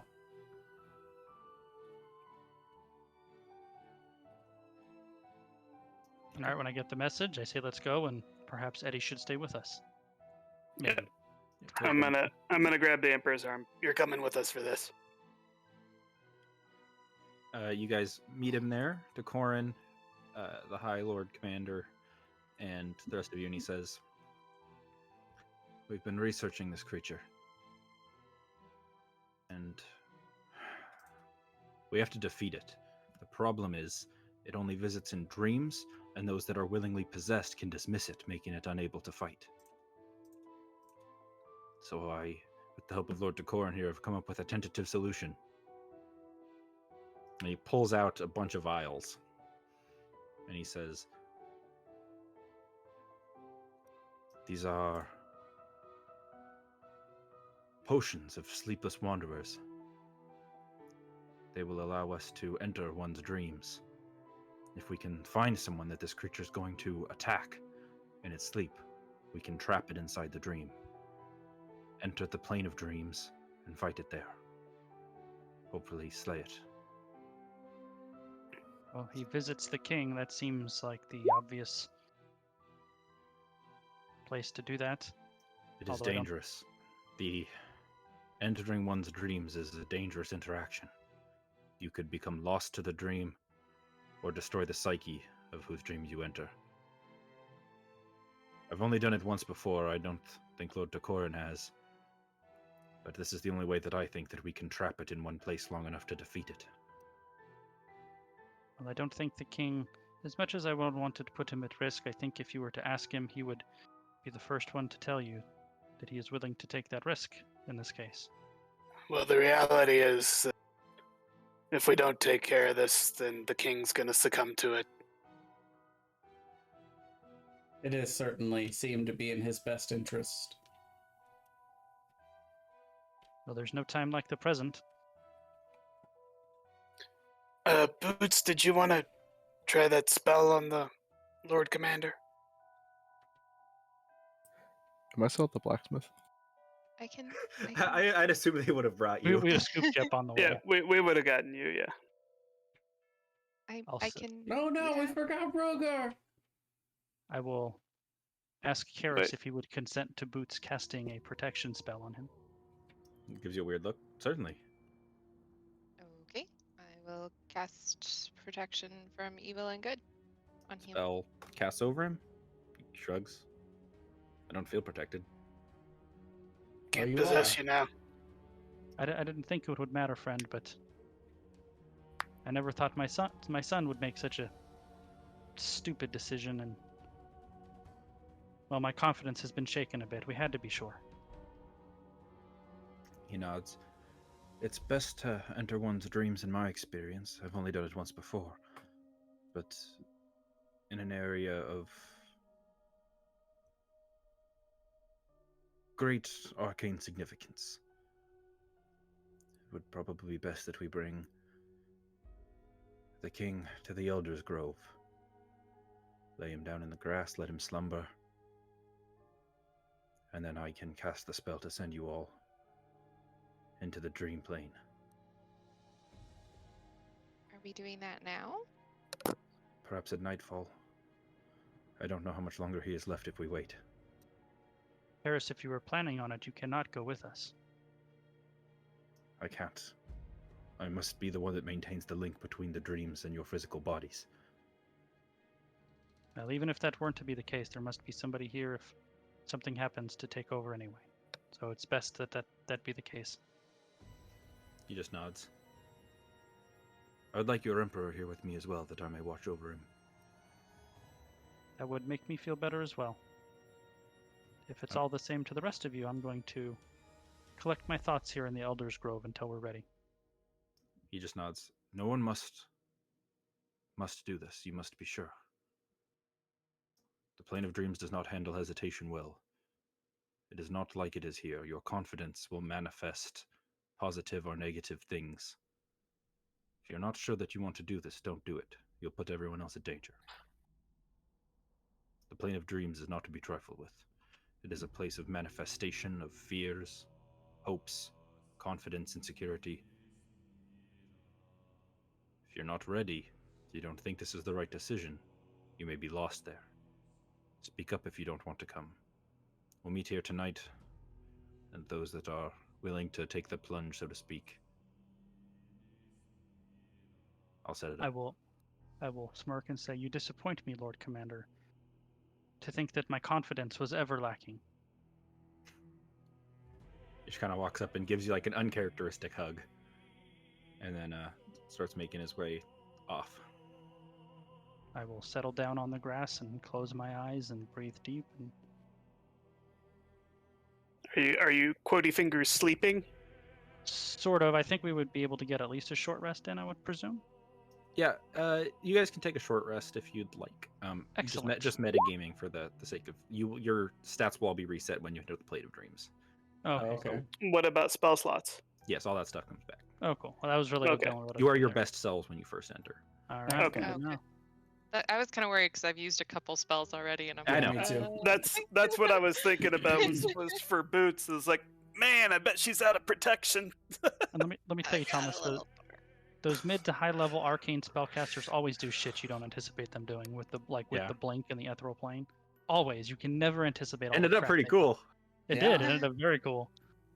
But that's actually where we're going to end the session. And next session, we will enter the Plane of Dreams. Glorious. And I will have questions for everybody before then.